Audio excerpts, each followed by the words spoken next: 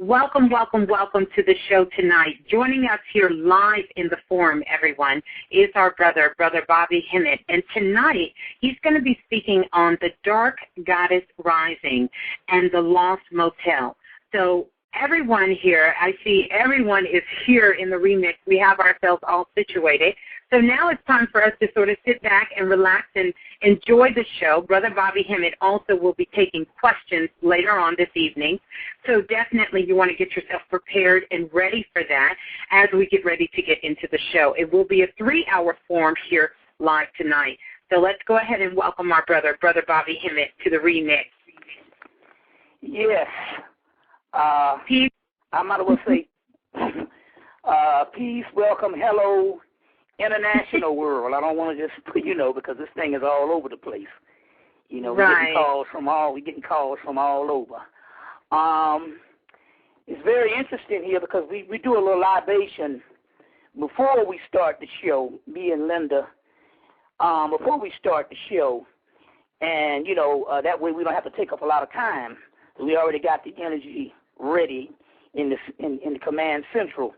So I'm going to dedicate the show to one particular goddess tonight, and that's the goddess Medusa. And we're going to go into her science in a few minutes. But as we was doing the libations, I yelled out Gary Coleman, and Linda got these chills.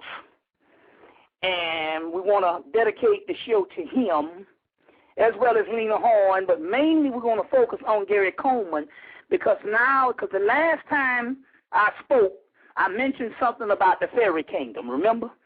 Yes, the last time we was here. And I told the people to get that movie, Spiderwick Chronicles. Spiderwick Chronicles and stuff. It's an excellent movie. And so basically this spring, what we did is this whole fairy kingdom took on an entire new realm. It took on a new energy. I've often talked about the fairy kingdom over the past 4 or 5 years, but this summer it was major, and we realized that what they was doing, they were setting up to receive their king, Gary Coleman. It was a homecoming. You see what I'm saying? It's very interesting because in so many ways we saw the pain and the suffering he went through. The pain and the suffering he went through, and was on dialysis for years. The whole thing with the parents and the money. I mean, the man was making $70,000 an episode for 7 years or 8 years, and then after he retired, after the show went off and stuff, they only had like $200,000. That's worth 2 episodes almost. So he went through whatever it was, and the pain and the suffering, the pain and the suffering, and I'm quite sure. And what Linda had mentioned was that when the chills came, she got a glimpse of the freedom and the happiness and the joy that he received by making the transition. You see, making the transition. You see what I'm saying? This is a glorious time. It's like my mother said, if I knew it was this good, I would have did it years ago. And I had an aunt that died. It was like a first cousin, but she's my mother's age. She's my mother's first cousin. So down south, we call them our aunts too. So I had an aunt that died the year before my mother, and she said the same thing. Man, she said, I never could imagine the freedom and the ecstasy in all of this. You see, with being off this earth realm. And she was a person that was extremely afraid of dying, but whenever she made up her mind. So we want to celebrate the rise of Gary Coleman. And I can imagine what is going on and it's interesting what's going on when we found a fairy chair, and we went around and we collected fairies. There's a company that makes 2 major black fairies, but we even found some in a store called A.J. Wright. down here. The Sister Sandra told me about it. She's listening tonight. And so we found some other black fairies. But when I was in A.J. Wright, it's a new version of a Marshalls, Marshalls or T.J. Maxx or what have you. Right. But when I was in there tonight, about a couple of weeks ago, I saw a little black boy about the size of Gary Coleman when he first started. When he first started the different strokes. Right. And this little black boy was one of these figurines. He had a little clown face, but he had on the top hat. Top hat. So I looked at it. I couldn't make heads or tails. I was trying to see whether I could match him up any kind of way with Barry and Somdi. But I said, nah, I ain't feeling it. So I left it in the store. Came back the next week. When I was under the music, that little boy with the top hat said, no, man, you were supposed to buy me and put me in the fairy kingdom with all the other stuff you have. And so I went back. It was gone, so I had to wait about another week, and it came back in the store. So I bought it, and I put it in here. Then I realized I think I bought it one week. Gary Coleman made the transition the next week. So to show you, and I'm looking at this thing, and I'm saying, okay, that is him. And he's sitting on his soapbox, standing on his soapbox. And he's right in the midst of all these fairies, these gnomes, and all of that, which is ancestral energy. Ancestral energy. Now, there's a lot of books out on fairies written by Europeans, giving their rendition. We talked about the girl from Africa that saw the fairies, and we talked about another sister named Aviva who went over, and the fairies told her to leave. She was moving back to Ghana. She was moving to Ghana, and they told her to come back to America. And one sister said there's a book that was written on the fairies called a Kawi or something like that. Another sister called trying to get a hold of the book, and I said, I don't have the book. The book it's a book in Africa written, in Ghana written on the fairies. But to give you some greater scholarship on the fairies, yes, you can buy the several books on the fairies, and they have several books out, and all of them are good. But to link this with our ancestral realm, Gerald Mass's Book of the Beginnings. Gerald Mass's Ancient Egypt, Light of the World, where he talks about the original African spirits being elemental spirits. And that's what the fairies are. They are elementals. They are elementals and stuff. So if you can, try to learn as much as you can. There's probably a lot of stuff on the internet on this, but this is a real civilization. Yeah. It's a real civilization. They are the ones, or the ancestral spirits, that is responsible for flowers, plants, vegetables, and all the beautiful things you see in the spring. That is done by a group of spiritual, ancestral spirits, elemental spirits. You see what I'm saying? We're talking about a whole ecological system here.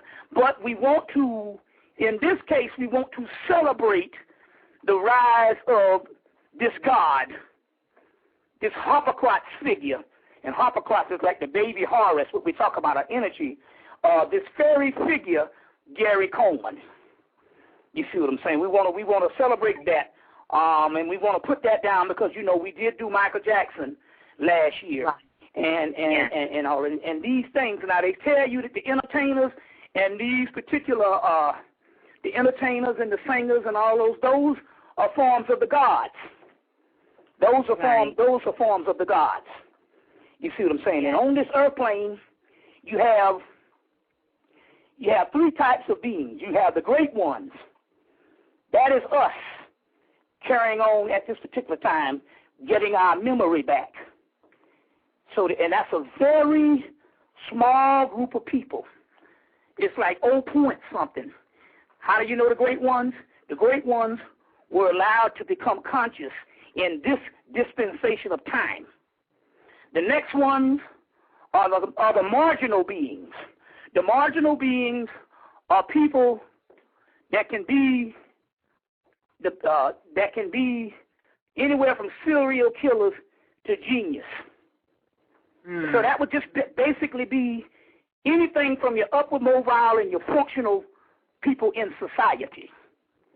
And then you would have what is called the dross, and that is completely dead people.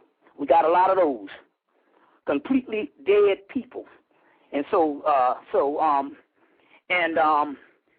just people surviving. Right. No interest in why they are here or anything. It's just it's just like a transitory life, a spook life. It just goes through the motions. And these are the majority of people on the planet Earth. These are the majority of people on the planet Earth. You see what I'm saying? Right, yeah. You know, so, but the great ones are the ones that's in this particular consciousness. Now, this is not to feel superior as it is of just self-realization. You see what I'm saying? Self-realization. Right. But the great ones are included in these different functions of people, and we're the ones that will break through to the other side, as the Doors would say. Jim Morrison and them, break on through to the other side. You see, I want to address a few things before we get into this to show you the magnitude, how crazy we have become in this particular aspect. There's a group, and I think there's a group that put out a movie back in 2006, and the name of that movie was called The Diary of a Tired Black Man. And basically, it's a guy that took a camera and he went around to black people, black guys all over the country, mainly niggas hanging around barbershops and different things, and they just blamed the black woman for the ills of society and everything else. So the movie probably didn't go off that good, and he put a new one out called, I think it's called The Death of Black America or something like that. And here goes again, they're blaming the black woman.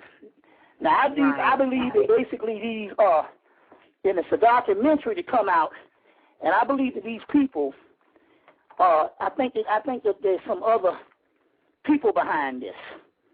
You see, there's some other people behind this, outside of just the black man, because it makes no sense to say, how can you make claim of 20 million black women, you see what I'm saying, and put them all in one box category, category, because you didn't get along with a sister, you see what I'm saying, or what have you, and all. So, but what these are, I think that there's some, I don't want to say government, I want to say secret societies behind it, because the government, you know what I'm saying, is run by the secret societies. But nevertheless, I think it's called Death of Black America or something like that. But the movie was called Diary of a Tired Black Man, and this type of thing. This Death of Black America even blame Oprah for the death of Black America. I mean, but my point here is there's always some stuff to just keep confusion going. You see, to keep confusion going. You see what I'm saying? But when you really look at it, you know that this stuff has nothing to do with how a lot of people feel. This is some stuff that's directly related to get a response. It's like, take for instance, what's her name? Frances Cress Welsing broke some stuff on the Jenna 6 thing, on what that was all about. So it's they'll make a reaction in the black community, and we'll go out and we'll protest and all of this. But what came out of that was, it was almost like some type of experiment. And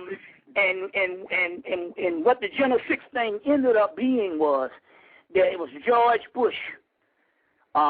W. Bush, the last president. Basically, when you would have things like nooses hanging, any kind of things like that, those things would be handled by the federal government.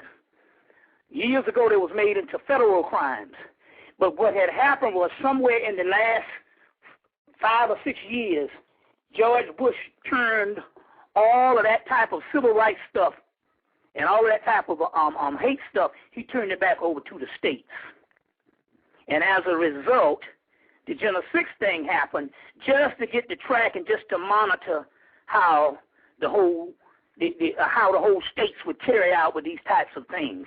You see what I'm saying? And then as a result, we see what happened in Arizona with the whole Mexican thing and racial profiling and getting rid of ethnic studies in both Texas and in Arizona. That is because a lot of this stuff was turned back over from the states to the states that used to be federal crimes. Right. You see what I'm saying? Like that. You see. So just interesting some things on how things are actually going and stuff. But it's always going to be things on that particular level for confusion. Confusion. So let's get into some things, and then we'll go into a good question and answer. But we're going to get into some things. The first thing I want to do is, I'll start with my experiences. I had an experience on the 1st of May, on May 1st. So it was one of those things that I thought I was going to do a lecture like it was when I thought I went down to Birmingham and ended up having to rescue those 4 girls. You remember that whole thing? Yeah. So I got a call to come to Memphis, Tennessee. Now, I'd spoken in Memphis in 1993. I spoke for the Nation of Islam, believe it or not, in 1993 at the mosque. And I also spoke at a house on the Underground Railroad. It was one of the last stops in the South before they could make it to the North. They had to cross a certain part in Memphis, and I spoke there in the Underground Railroad in a house. This woman that owns this house. She told me an interesting story that the history of Memphis is, we know that it's named after Memphis, Egypt, Memphite theology, and Memphis, Egypt, Memphis, Hemmitt. We know this, but the story that this historian of Memphis and the woman that's the curator of this Underground Railroad house explained to me that the Native Americans, when the white settlers got to Memphis, it was the Native Americans that told them that this particular place was called Memphis. And you can't change it. It's Memphis. And at that particular time, by the time they got to Memphis, a lot of those were a lot of the whites were actual Masons and stuff like that. So therefore, they understood the importance of the whole Hemmitt thing. So they left it Memphis, but it was the Native Americans that told them that it was Memphis and gave them this remarkable story on that they were not native to the actual land, that when they got there, there was a group of Egyptians that were living there. Basically, they were cousins, or they were relatives of some people that would travel to see them and make pilgrimage to see them, and they were nothing but a group of Egyptians that settled that land. Okay. That settled that land. And, we always talk about how we know now that the pyramids were nothing but around the world, where you could travel around the world like an ancient airport. Right. And that's what that whole Jumpers movie is about, the movie Jumpers and stuff like that. So it was no problem getting from different parts of the earth. And but anyway, they told them that there was a group of Egyptians, and they settled the land before they were there, before the Native Americans were there. So in so many words, Memphis was always named Memphis. So just to give you a background of what kind of spiritual aspect is actually going on. So anyway, I got a call to go back to Memphis. I hadn't gone since 93, 16 years ago. 16 years ago, because I'm this month. This month is the 18th year of me speaking, because I started speaking on June 27th, 1992, and so this month is like the 18th year, 18th anniversary or whatever. But anyway, when I came back, the guy I got out of the airport. This was on the 2nd. No, this was on the 31st or the 3rd, whatever, because I spoke on the 1st. And I got out of the airport, and I was in baggage claim. And the guy who came to pick me up, he had never gone to pick someone up at the airport, and so he went to departures looking around where he supposed to have been in arrivals. So I sat there maybe 10 or 15 minutes. And when I sat down, I said, wait a minute, hold on. When this kind of thing happens, they want me to slow down. And I asked the question, why am I in Memphis? And they immediately said, you got to go to the Lorraine Motel. That is the motel, for the people who don't know, the motel that Martin Luther King was killed or was assassinated. Right. Yeah. In April 4th, 1968. And so they say you have to go to the Lorraine Motel. There's something that you have to do. So I said, oh, here's another thing just like that. Had to go to that church in Birmingham, Alabama. Right. So, but I said, well, I know that it can't be to rescue Martin Luther King, because I talked to him the day after his wife made the transition. His wife made the transition, which in so many words, this is when I knew this man was more than even I gave him credit for, because, I talked a lot of junk about Martin Luther King in the 90s and stuff. But then again, I was on like a whole Elijah Muhammad kick and that whole two sides kick, Malcolm, Martin, that whole thing. So I was in that church of my views. But when he came to talk to me about his wife and made mention that he was the one that pulled his wife out of her body and rescued her in Mexico, we talked for a minute, and he kissed me on the forehead. And I was like, well, that's kind of wild. I said, after all the junk I done talked about you. But then again, on the other hand, you got to realize this earthly stuff is only an illusion anyway. Most people, and I've heard this from several seers, and when they make contact with Malcolm X, they say, Malcolm X, where are you now? He said, I'm with Elijah Muhammad. So we got down here, we just still have these arguments based on, things that happened in 1963, 64, 65 when he made the transition. But in the spirit realm, you see what I'm saying? There's none of that. That's so these true. were only roles. These were only roles we was playing down here. So when he kissed me on the forehead and stuff like that, it made me go back and realize certain things. Realize certain things, that he was even instrumental in helping me. And I'll say that. Why? Because when the time I had to do my major studies, I had to go around the South, and especially here in Atlanta, and I used to go to these metaphysical bookstores every day. And they would just load me down with things and give me all this material. They would tell me, we got a white boy just jumping on a plane to go to England to get some chaos matches. You want to get down with that and stuff. And I thought about it. I said, if it wasn't for a civil rights movement, I wouldn't have been allowed to do these kind of things in the South, you see, at the particular time, 30 years later. You see, you see what I'm saying? So my point here, everything has its advantage. Everything down here is a role that comes together ultimately. You see, it comes together ultimately. So, to make a long story short, I knew I had to go to the Lorraine Motel. I knew I was doing the lecture that day. I said, the next day, I said, I said, I know he's not stuck because I've already talked to him, and my point is he sacrificed on a certain level until he automatically went where he was supposed to go. So it wasn't a thing like the little girls that, that was stuck in the hotel for 43 years. You see what I'm saying? Right, exactly. Right, and they didn't know they was dead. So I said, I will figure it out as the day go on.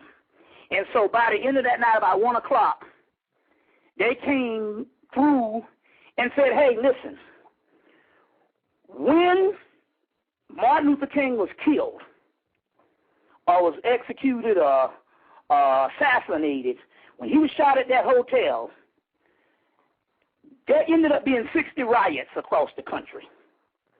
And black people suffered. And because it was never really resolved what the murder was and who killed it and that whole thing, and that whole, what's your boy, Ray, whatever his name is, that thing didn't fare too good. It opened up a void, a vortex,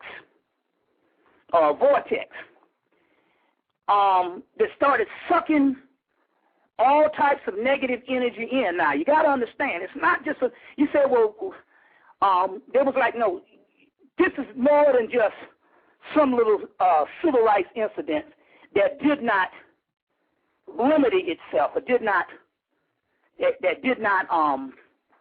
remedy itself, or something, or some unfinished business. No, because of who he was. Now, we did some work on St. Martin. St. Martin is none other than the leg bar. And we go into the information of a professor from Haiti, because it's all related. And she talks about the history of Haiti, and she talks about how you had Toussaint, the great warrior, emancipator of Haiti, and you had Dessalines. And she said Toussaint was Elegba. Now, Elegba, Moses, these same figures, because whether the Hebrew people know it or not, these Moses and David and all those were not historical people. Those were mythological figures and godlike figures that they historicalized later on. You see what I'm saying? That's why you can go to ancient Egypt, and everybody who supposedly lived, you can find their graves. You can find their tombs. You can find stelas, which are these stones. You can find statues. You can find something to say that these people lived. You have never, ever been able to find any Hebrew person that supposedly had been a live person, a grave site, a stone, a stela, a funerary papyrus, or anything. Tell us where their graves are. That's because they never existed. Now, so what happened here is Toussaint was a form of a legba. Now, a legba is a person that comes and he opens the way. It's also a form of Ganesha, removal of obstacles. So you have several of these particular legba or opener figures. Hermes, Tahuti, Moses, Legba, Ishu, Ganesha, Iberus, Anubis, Merlin. You see what I'm saying? These people, these great initiates, but they open the gates. And St. Martin is one of the saints from the cap, is a form of a legba, because you know the Santeria people or the Yoruba people had to hide the seven African powers and the major divinities up under the Catholic Church. So St. Martin was a form of a legba. Now, to line this up on how important this was, because you got to realize the legba or issue is the one that sets over the rowers, the gods. You can't get to the gods until you invoke legba. You see what I'm saying? Legba, legba, issue. You see. Now, Toussaint fought the war in Haiti, but because he was raised in a royal family of white folks, he thought that he could reason. So after the war was fought, they somehow tricked him with some fake diplomacy to go over to France. Dessalines told him not to go. Said, never trust them. Do not go. You see, and his words was, never trust the white man. Do not go. You see what I'm saying? But where he was raised, you see what I'm saying? Where he was raised, he went anyway, and Napoleon and them locked him up when he got over there. You see what I'm saying? Because they lost the war, and they locked him up, and he died being locked up in France. It was so he did not go to see the complete independence or the inauguration of a new country. You see what I'm saying? Of a new empire. It was Dessalines, which was an Ogun figure. You see what I'm saying? Or a Shango figure who went on into the promised land. Same thing with Moses. He didn't go, it was Aaron. You see what I'm saying? So, by Martin Luther King being a form of Elegba, St. Martin, he did not go to see the kingdom realized, the inauguration. Remember I told you this, the Barack Obama thing, that the greatest thing he could ever do for us was the inauguration. Don't count on him to do nothing else. You see what I'm saying? His job was done. You see what I'm saying? Because we're talking about inauguration of two houses, the house of the living and the house of the dead. The house of the dead is the house of the ancestors, and that is the real house that will live. We're going to go into this stuff tonight. Now, Martin Luther King did not see that. Just like a Legba, he took us to the doorway, but didn't cross over. Now, let's go on. Now, remember now, same time in 1968, Bobby Kennedy said, in 40 years from this day, his prophecy will have a black president. Now, remember now, don't look at Barack Obama for nothing else other than what he has done just to be inaugurated. We're talking about roles, and these roles are here only to track the energy. It's to track, ultimately, what's going on inside of our bodies. You see what I'm saying? So we're going to tie this stuff together. You've got to listen very closely on what I'm trying to say. Because he acted in the role of a Legba, that means that his energy was a Tahuti, Anubis, the opener of the way, or Ganesha. You see what I'm saying? And because of that, whenever he was killed, and he was killed, and because he did open a doorway, his life was the doorway. But whenever he was killed, and the pain and suffering, it created a vortex. It created a vortex, and because the God was involved, Elegba, the one that would ultimately, the one you have to get to call on the lowers, and all of the pain and suffering, in all honesty, what happened was, he created what is called Dante's Inferno. Now, let me explain. You really don't get a lot on hell in the Bible. You see what I'm saying? Whenever we hear of hell, the Christian church didn't have a lot on hell. They just had the devil in the Bible, and you'll ultimately go to hell and burn in hell. But the whole breakdown of the apparatus, the entire terrain, the entire civilization of hell, they didn't have a lot on that until they learned this stuff from Dante's Inferno. That's where they got the hell. Even Valentine said their hell came from Dante's Inferno. They didn't have a hell. They had to learn it. Now, Dante learned it from some mythology called Bullfinch's mythology, whereas they had these mythologies of these different levels of hell. These different levels of hell. Dante studied these things. It came out of the Greek papyrus, but it actually ultimately came out of the Egyptian Book of the Dead, or what they call the Book of Gates. So either the Greco-Egyptian papyrus, either the Egyptian priests translated these things for the Greeks, or the Greeks got it from Phoenicia. More than likely they got it from Phoenician, because that's where they get most of their mythology from. Phoenicians. The Phoenicians are the phones or the typhoons. Those are pre-dynastic Egyptians that moved in the area, which later on became Carthage, and you know now as Libya, Upper Africa. You see, because their god Athena comes from that. Hold on to her, because we're going to get into her in a few minutes.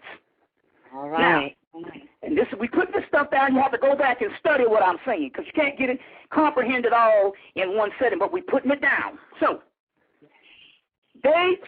whatever it was, it either came by way of Greek, Egypt, translated to Greece, or it came by way of mythology that came from Phoenicia, from the Phoenicians. I think it came from the Phoenicians, pre-dynastic Egyptians that was in that particular area, or what they call Cushites, that ruled from Mount Kilimanjaro all the way up into doggone India. The Indus Kush, which they mentioned in this last movie, the king of Persia, which is also that same terrain. So anyway, they got these papyrus, and the papyrus talks about these several levels of hell. The later Christians, by the time you had the Conference of Nicaea, they didn't have a lot of this particular hell stuff. So they had to go to Dante's Inferno. Now, it's interesting because right now, everything comes for a reason. You can go to Target, or you can go to any place that sells DVDs, Target, Walmart, or where have you, and they're selling both. I know in Target and Walmart, and you can buy Dante's Inferno. They now have a whole DVD, animated DVD, where they go to these 7 levels of hell. Now, these 7 levels of hell in the Palo, or what we call Congo, because the Africans had it, the 7 levels of hell that we had in the Congo is called La Spiritus Intranquilis, 7 entangled spirits. La Spiritus Intranquilius, 7 entangled spirits. That is the Dante's Inferno, these infernal regions. Now we're going to tie this all the way back into your body in a few minutes. So, what happened because we knew it was going to happen in the West, because the Egyptians say that hell is in the West and the land of the dead is in the West. Osiris is the god of the dead. He's also called the Great Westerner. The Great Westerner. And there's a whole concept of the Legbar-Osiris complex. The Legbar-Osiris scenario. Because both of them, because in this particular case, a Legbar is a doorway, Osiris, you see what I'm saying, dies. And so even in the book, Vodun Gnostic Workbook, they talk about the mysteries of a Legbar-Osiris. Michael Bertio, Vodun Gnostic Workbook. So now, to break this thing down, the Osirian realm is in the West. We know that everything that they talk about, they say the Son of Man will become in the West. So everything that you've been reading on these ancient materials, the ground on where all that would go down would be in the West. It would have to be with a people that's old enough to experience these things, because the other people wasn't around when these scriptures was written and these ancient papyruses were written. We are those people.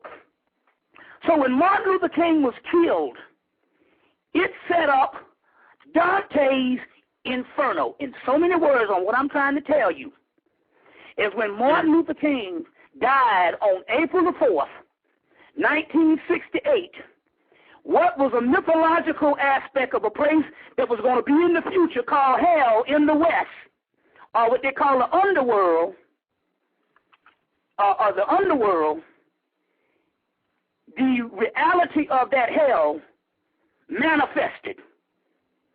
They already got a movie came out 2 years ago called The Lost Room. It's called The Lost Room, including that movie with with your boy 1411. I think that was the name of it. with John Cusack and Samuel L. Jackson.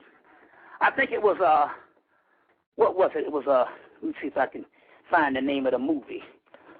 These movies came out around the same time. One of them was popular, the one that came to the theaters with Samuel L. Jackson. But the one, huh? Armageddon? Hello? No, and I'll tell you, I got it right here. It's called, it's a movie with Samuel L. Jackson and John Cusack. And the name of it is, hold on, I got it right here. I was, had to go back out and buy it. It's called, 1408. 1408, Samuel L. Jackson. And it was about a room and some horrific stuff that happened in the room. It happened in the room that set up a vortex and set up multiple dimensions of hell. There's another movie called The Lost Room that was the definitive one. It came on Sci-Fi Channel, but they did make it into a DVD. It was a 2-night movie, but and it's called The Lost Room. So these movies come out. They told us back in 1995 that these movies they'll put out, they say the spirit world comes and they inspire these writers to write these movies. And when these movies come out, they tell a tale of some stuff that's actually happening. You see what I'm saying? Let me give you an example. There's a movie called Hot Tub Time Machine. Real funny movie. But they went back to the 1980s in a hot tub. They only mentioned one historical figure in the movie because when they got back to the 1980s, they didn't know it was in the 1980s until they asked the question, what color was Michael Jackson? And this was like 1986, and they said he's black. So it was right before he lightened up. And that's when they knew they was back in the 80s. That was the only historical person that they mentioned, and he's made the transition. They mentioned a group called Poison in the movie.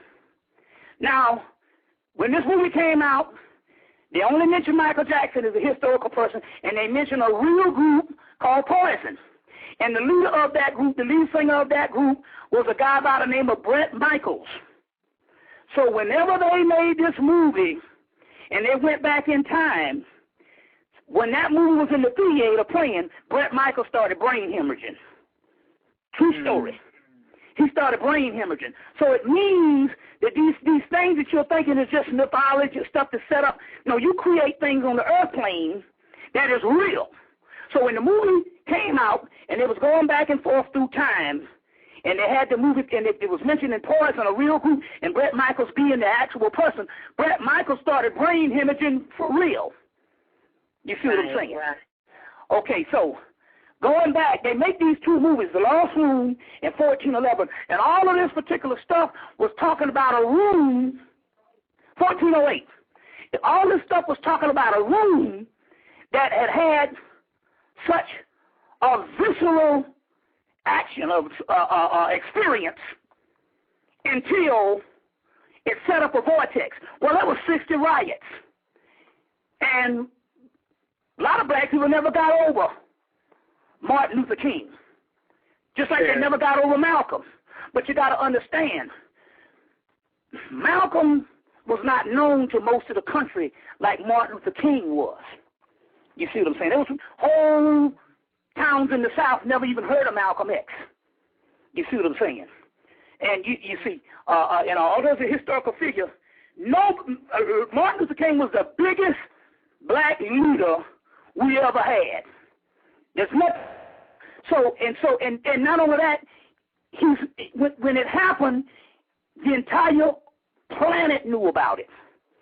You see what I'm saying? Yes. The entire planet knew about it. And as a result, it set up a vortex. It opened up Dante's Inferno. In so many words, it opened up a gateway to hell. And so what happened was, they said, well, look, what you have to do when you go, you have to go and you have to call on all of the Legba figures, Anubis, Tahuti, Thoth, Hermes, Iberus, Ishu, Ganesha. Right. You see, all of those figures. And then you have to call on the Christ figures, Horus, Vishnu, Kalki, Sekhmet, sun goddess. You see what I'm saying? You have to call on that to cross. Oh, and for some reason I had to put down these pictures. I had to spit the Haitian rum, and then I put down a picture of Haiti. Not the death in Haiti. They went over to Haiti a few weeks after and took a picture of a beautiful mountain. Took the picture, put it down, and some kind of way, something ended up in my pictures. It's a picture of Maya standing in a brand new temple, like a new temple of the future. It's one that I have in my picture packet that I sell. And I'm telling people, I implore you to get this thing. It is taking on a life of its own. We've even located and found a picture of Zarabanda. We've had his babies, but we didn't have the actual picture. We've got a new picture of Zarabanda up in there, which is the Congo deity, which in all honesty, Zarabanda is also one of the opener of the ways. So now, going back, so we had to open that gateway up. So what happened was,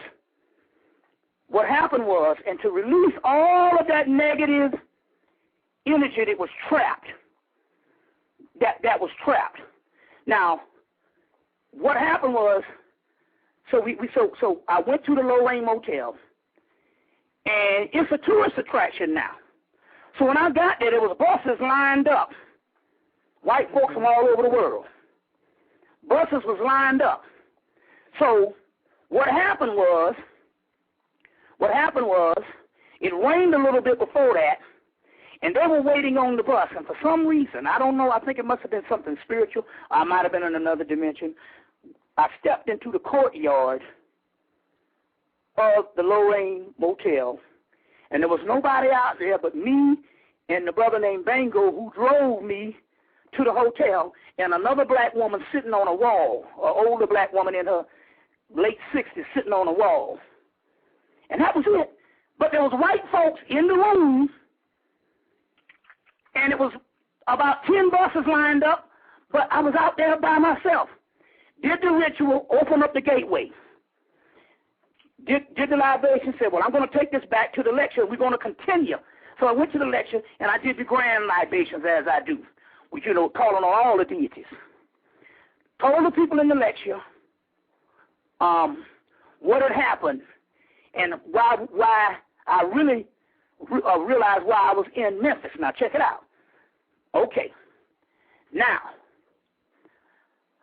to let me know that this was real what went on, a brother stepped to me during the break, and he said, we are, his words, how he put it, we are accountable with what we say. We are accountable with what we say. Well, I'm like, well, I've been doing this for 18 years. I done heard all kind of crazy niggas and bipolar motherfuckers, you know what I'm saying? So right. I don't pay the nigga no attention. And then he turned around and said, brother, I was offended by those libations. And I said, what, motherfucker? I jumped up and I said, put this nigga on the camera. He's like, oh, brother, I told you that you going to out me. I'm like, yeah, motherfucker, I'm going to out your ass. He said, I was offended by the libations. So I just went into, we got all these crazy people, and all. We got some real maniacs out here. But it wasn't until I got back home until Linda actually hit me to what was going on. When the brother said that he was offended by the libations, it wasn't the brother, it was the spirits, the negative spirits that was in that room and occupying that room.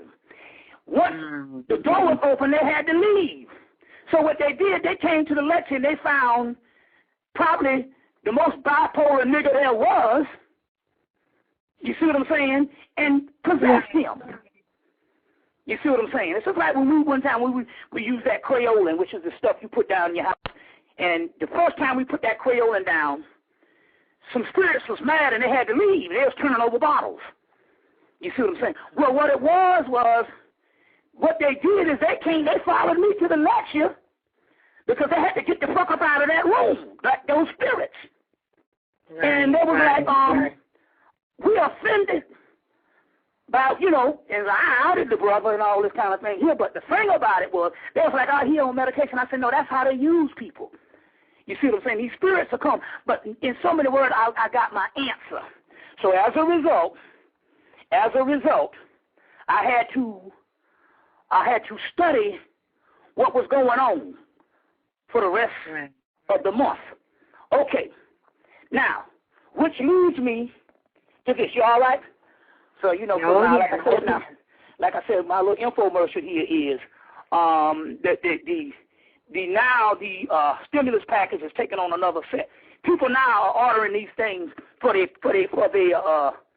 families.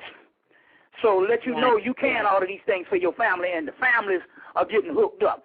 Like I said, good thing about it is when we tap into those archangels, everybody knows about them and stuff like that. So like I said, the stimulus package, you know, you need to get down with it. That's 678-358-1055. Now, this new picture package is unbelievable. It's up to like 45 pictures. And unbelievable thing. You must align yourself with this picture packet. With this picture packet. We also have, like I said, we got Get Rich Quick. That is going. Did I send you a copy of that yet? I think you did send me that. I think you did with all of the other. Yeah, William R. Bello. We also, you got to line yourself up with another one he has called 7 Steps to Psychic Self-Defense. 5 Steps to Psychic Self-Defense. And we also are bringing back out the 2 Palo DVDs from the Congo, the spirit of Congo from one of the priests over in Europe that moved to Europe, and they're CDs. They're CDs plus all of my stuff. But we'll get back into that infomercial as we go on. But I want to see if there's some other stuff that I want to deal with, because what happened was when I got into the lecture, a certain thing happened. About 2 weeks before that, I was in a post office, and this woman, she had the little twist in her hair. You know how you take the hair and you do the twist and stuff like that. So she got, and I looked and said Medusa, because her twist was long like snakes. And so she was like, well, you got to explain what you mean by that, now Medusa, you know. And so we went into the whole story of that. But I don't know why I said it, but what it was is she came through, and she said, no, you got to do something on me in the lecture. Now, let me show you how this stuff ties in. Okay. So we're going to, how this stuff ties in. Now, check this out. So I went to the lecture. Now, we had 2 movies that was produced on Medusa. One on April 30th to 31st. If there's 31 days in April. No, right. Let me see. No. The last Friday in April. No, the last Friday in March, I think. They did the Clash of the Titans. Now, before that, they did one a couple of months before called Percy Jackson and the Lightning Thief or something like that. Both movies had versions of Medusa in it. Medusa in both movies. Now, so she said, well, you're gonna have to do something on me. You're gonna have to do something on me when you go to Memphis. Okay, so now check it out. The story of Medusa is Medusa was one of the most beautiful women on earth. She's one of the most beautiful women on earth. She was a priestess of the goddess Athena. Now, hold on to that now, because Athena had one of the biggest statues in Greece. Athena comes from Libya. And in Egypt, she's known as the goddess Neith. That's where the word knitting comes from, to knit things together. Neith was one of the 4 goddesses that we had to pull up to get those girls out of that church in Alabama. So there's Neith in Egypt, and then there's Athena in Libya. These are all forms of Mayat.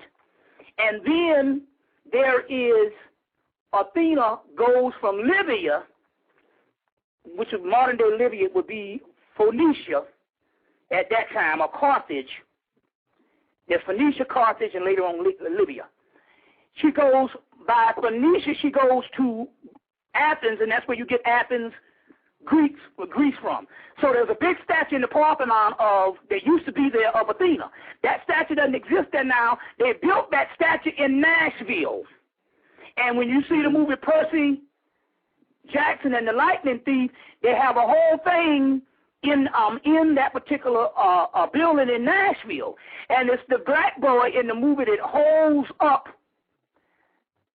the Medusa's head to kill what is the Hydra. The Hydra is this dragon serpent deity. Every time you cut off one head, it grows 4 or 5 more and whatever and stuff in the mythology. Now stick with me.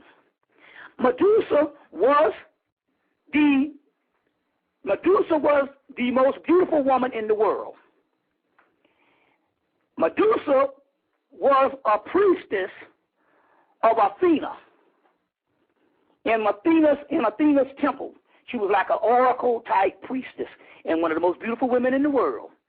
So beautiful till the god Poseidon, which was also in the movie Percy Jackson and the Lightning Thief, he was Percy's father. The god Poseidon, which is over the sea. Now stick with me because I got to break this thing down. The god Poseidon, who was over the sea, went in Athena's temple and raped Medusa in the temple. When Medusa hears about it, and Poseidon is this god, she sided with the males. She sided with the males. Excuse me, not Medusa. When Athena heard about what had went on, she sided with the males and sided with Poseidon. Thus, she cursed Medusa. Athena cursed Medusa and turned her into a hideous serpent-type deity. Now, we've even got more information that these stories are very old, that they're actually talking about the black woman in general, and with the locks in the hair. Right, right. With the locks in hair, but also you got to realize this about the black woman. Her story parallels this. The black woman used to be the standard of beauty all over the world. Even in Europe, she was the standard of beauty. And the curse is now that the standard of beauty now is the European woman. And she spends her night and day, the black woman, trying to look like her, especially when it comes to the hair. You see what I'm saying? So some of these mythologies actually have true meanings in historical context. But Medusa becomes the hideous creature that turns men into stone, later on killed by Perseus. In Clash of the Titans, he uses her head to kill the Kraken, release the Kraken. Okay, right. Now, so I tell this story to the people about how she became the Medusa in the Gorgon, which your gargoyles come from, in Memphis. The very next day, what happens to Nashville, where Athena's temple is? Nashville gets sacked and is covered over underwater and becomes a Katrina. Sure does. Sure does. That was Medusa. See, part of Medusa's hideous, her hideous, grotesque form was also in that lost room at the Lorraine Hotel. Now, but she had already started being activated from 2 movies, because she came to me before the Lorraine Hotel and said, I want you to do something on me. So I did my part on Medusa. Now, who was it that raped her? Poseidon. Poseidon is in the ocean. Is in the ocean. So you got her going and sacking the temple and putting Nashville underwater. You see, put Nashville underwater, which is also her attacking Athena, who cursed her. And there's Poseidon has to be dealt with. Bingo, water, oil spill. But there's a silver lining to the oil spill story. Silver lining. While you're looking at it as a tragedy there, it's a silver lining to that. We'll get into that in a few minutes. So this Medusa thing, you see what I'm saying, is very key on in connection with this lost room. Now, let me go into another thing. Somebody gave us some tickets to go to this aquarium. They got an aquarium in Atlanta, which is the biggest in America now. They did this thing 2-3 years ago. It's the biggest in America. So we go to this thing, go through it, and it's unbelievable, fascinating. These sharks, these whales, and all this stuff here. On the way out, Hemmitt said, you got to bring me a present back. Hemmitt, if you don't know, is the African deity or the Yoruba deity that is over the ocean, over the sea. She's also called Madre de Agua, in Palo, Mother of the Water. Hemmitt, so we brought her this thing that goes back and forth, and it's got these waves, and it's got these people in there surfing or whatever, to put on her altar. Nevertheless, there's something that happened, and this is the other part of the story. One was the opening of the gateway of the Lost Hotel, the Lorraine Motel, Martin Luther King, the Alegba Gate, the Ganesha Gate. The other one is this, which is a silver lining to the story of the oil spill. The reason why they have been trying for the last month to tap it and can't do nothing is because, remember I was telling you about those spirits, those Haitian spirits, and they had to go through the 49 days, which is called a Bardo period? Well, it'll be 49 days only tomorrow. And they had to go through the 49 days. And this is the silver lining to that. And this has to do with the help of Medusa getting back at Poseidon, but also with the help of the great mother of the water, Hemmitt. She's called La Sarine in Voodoo, which is a form of Urzuli. But Hemmitt, she's called Emiya as the Dogon goddess. And let's break these mysteries down. She's called Emiya as the Dogon goddess. And the Dogon goddess, they tell you about the star Sirius. The star Sirius is connected with the Nomo, the fish, the Nomo. And they tell you about the star Sirius, but they also tell you about Sirius A, brightest star in the heavens, Sirius B, a dwarf star that circles around it every 50 years, and Sirius C, the star of woman, Emiya. Emiya is Dogon in Mali, and in Yoruba land, she's Yemonja. She's Yemonja in Yoruba land, or Yemenya by the time she comes to Santeria in the west. Now, this is the great mystery. This is the great mystery. You ain't seeing nothing being reported because it done happened twice. It happened in the tsunami in 2004, and it happened now. You ain't seen nothing reported about the fish. You see in the pelicans, they got some turtles. Yeah, they had a dolphin, 2 dolphins and a shark. But where the massive bodies of fish? They ain't finding no fish in no oil or nothing. Because the fish went to another dimension. They went to another gateway, another dimension. They're not telling you that. Thus, Yemonja opened up and she saved all of the fish. You see, all of the marine life is in another dimension. Remember I tell you about how these cats, we got cats and they disappear, they go into other dimensions? Yes. You ain't hear nothing about no fish. The fish are in another dimension. Thus goes to this. The Dogon say when no more comes, that's the same fish that you see the Jesus Christ thing. Mm-hmm. They say when no more comes, we will be ready. But it's also called the nomos, the fish. Now check this out. She opened up a doorway, and those fish went into another dimension. That's why they told us to go to the aquarium and look in that aquarium, because some of the fish that was in that ocean is now in that damn aquarium and around the earth.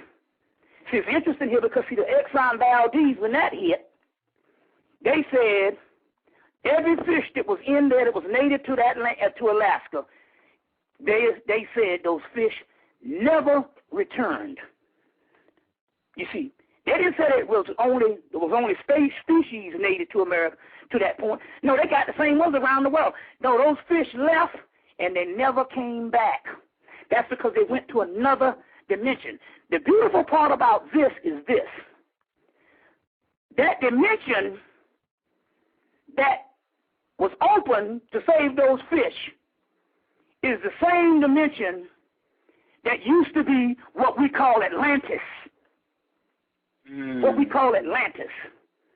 And they say the sign of Gemini, in the signs of Gemini in Dion Fortune's Cosmic Doctrine book, the signs of Gemini that influence the last days of Atlantis in the future will influence the days in the future once again. So this opened up a porthole to the lost region of the earth. You see. Now, what does this leave us? They talk about Atlantis fell when there was a splitting of Isis and Osiris and making one entity into two halves. That's the fall of Atlantis. So we take this thing back to our human body. Dante's Inferno that opened up, that was on shutdown on the lowest level, was reactivated with the Mayat, with the Christ energies, with the Kundalini energy segment.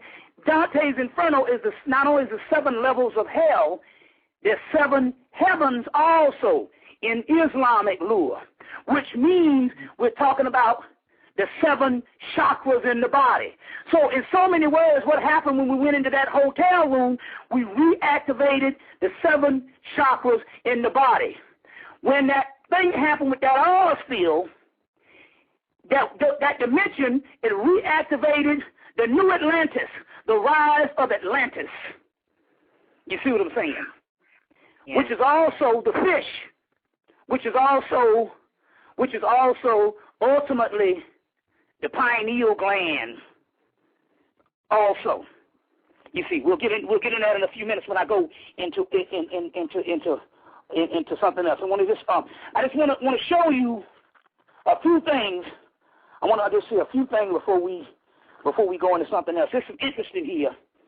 I saw to let you know how 20 years we are behind other people. Last Sunday I had an experience. I was in the metaphysical section of Borders bookstore, and I ran into 2 white girls, 7 years old, buying books on spells and buying books on hypnotism. Right. And spells and chakras and all of this stuff to let you know how far behind. And we got niggas damn near 70 don't even know what this shit is. Right, but the thing about it here is white folks are exposed. That's the key why we are on lockdown, because we ain't exposed to nothing. That's the key, is exposure. You see what I'm saying? Exposure. Right. You see. And all. It's just very interesting. I just wanted to put that there because I just thought it was so profound. Yeah. You see. I just thought it was just so, you see what I'm saying, profound on what this whole thing and how things are going down. So now, going back, the fish open to another dimension. So in so many words, what I'm trying to say is while you were looking at that stuff gushing out, which is liquid carbon. It's called hydrocarbon, this oil. And carbon is what? 6 protons, 6 electrons, 6 neutrons, 666. So the 666 area in Revelations that they talk about, you see what I'm saying, when they talk about these types of things. Now Crowley did the work out on that and all, and said the 666 was also a name for Jesus. But with 6 more protons, 6 electrons, 6 neutrons, which is also carbon, and carbon is the basis of melanin.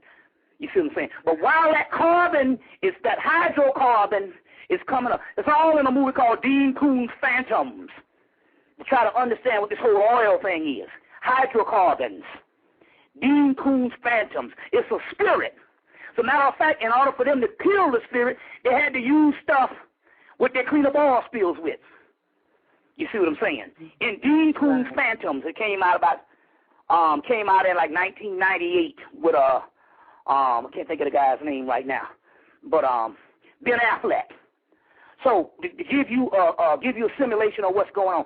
But while that is happening, and they say we won't be able to stop it till August. While that is happening, the key here, it has nothing to do with the actual oil. You see what I'm saying? Right. There's a gateway that is now open. You see what I'm saying?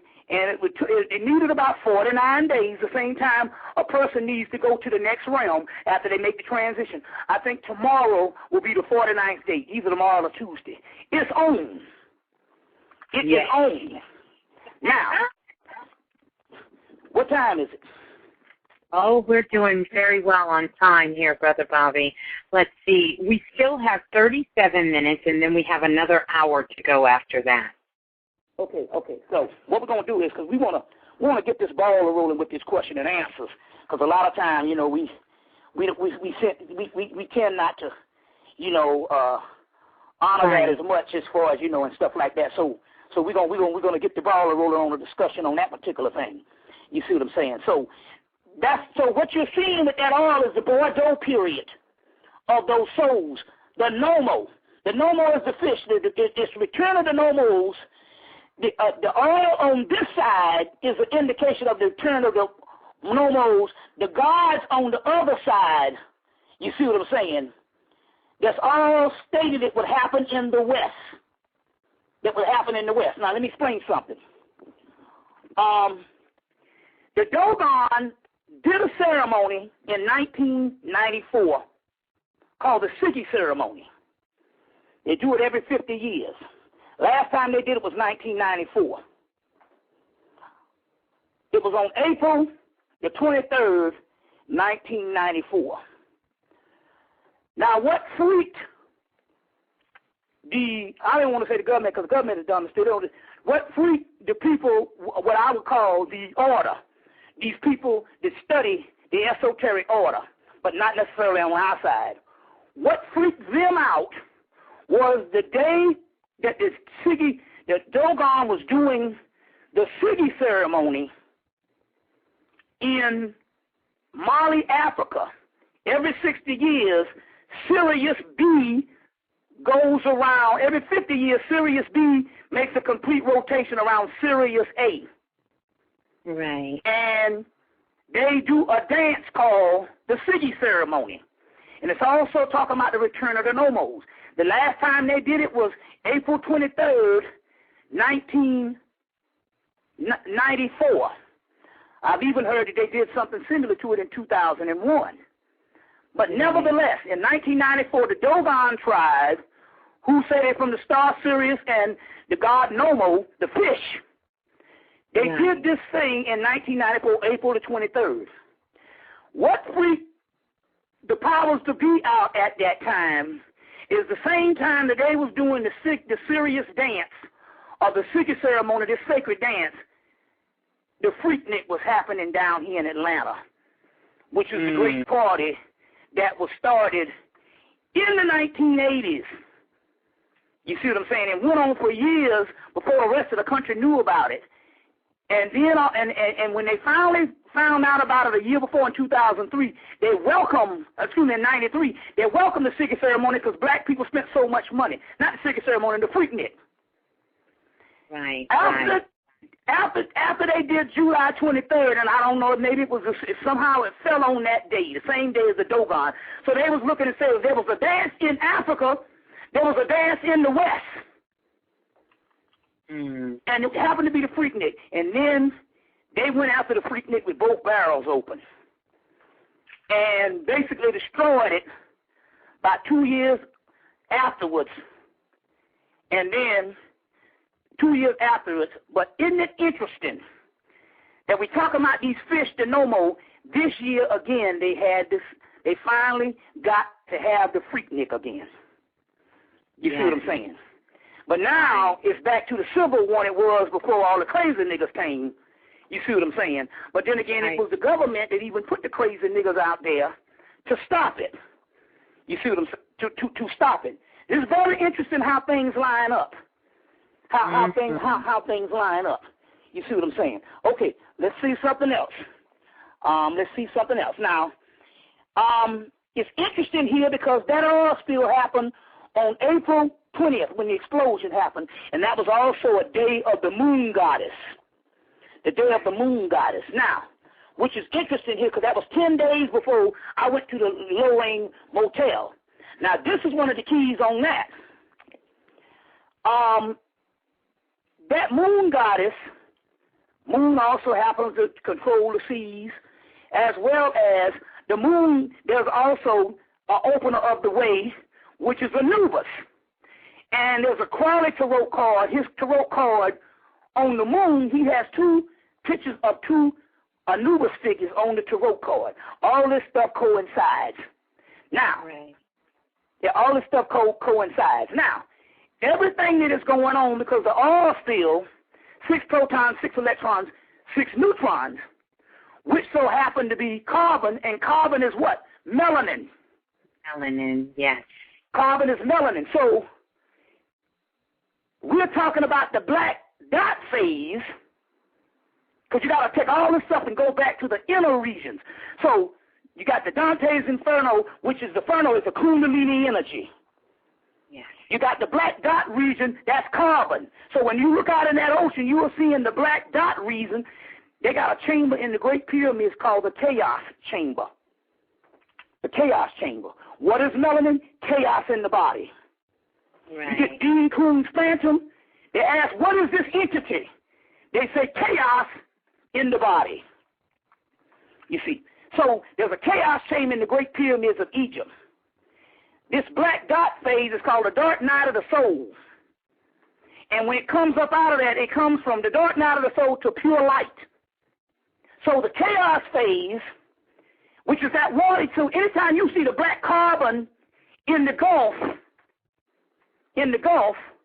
there has to be a flip side of that. The flip side is this new dimension that's opened up under that, which is a dimension and will have to be a dimension is not up, down, to or fro.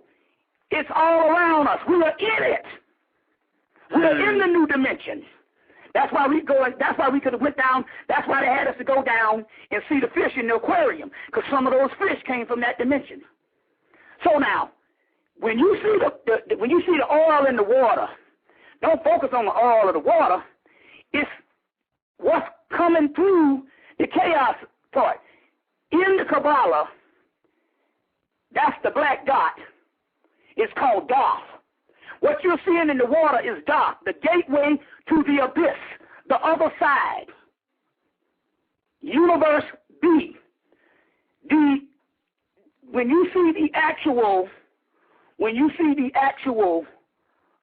oil in the water, that's Doth. Doth is also known in the Kabbalah as the star Sirius, which is also the Nomo fish come from Sirius. They call the dolphin Nomo. The real life dolphin they call Nomo. So the Nomo fish comes from Sirius. You see, so in so many words, but also the fish.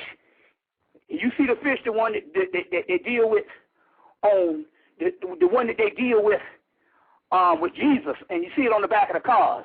If you take the two tails off, it's a vesica, and a vesica is nothing but the vagina. So Yeminya, who is the mother of the water, they show her on the tarot card, the New Orleans Voodoo tarot card. She's opening up her vagina, and she's pissing in the ocean. The pee that's coming from her is the other dimension. Is the other dimension. I'm quite sure pee from a goddess has to be something mystical, you see, from the other dimension. You see what I'm saying? So all of this type of stuff. Dark is also called Sirius, the star Sirius that's located on the Sephiras. It is the false Sephira, which means it is the Sephira behind the tree to the gateway of the abyss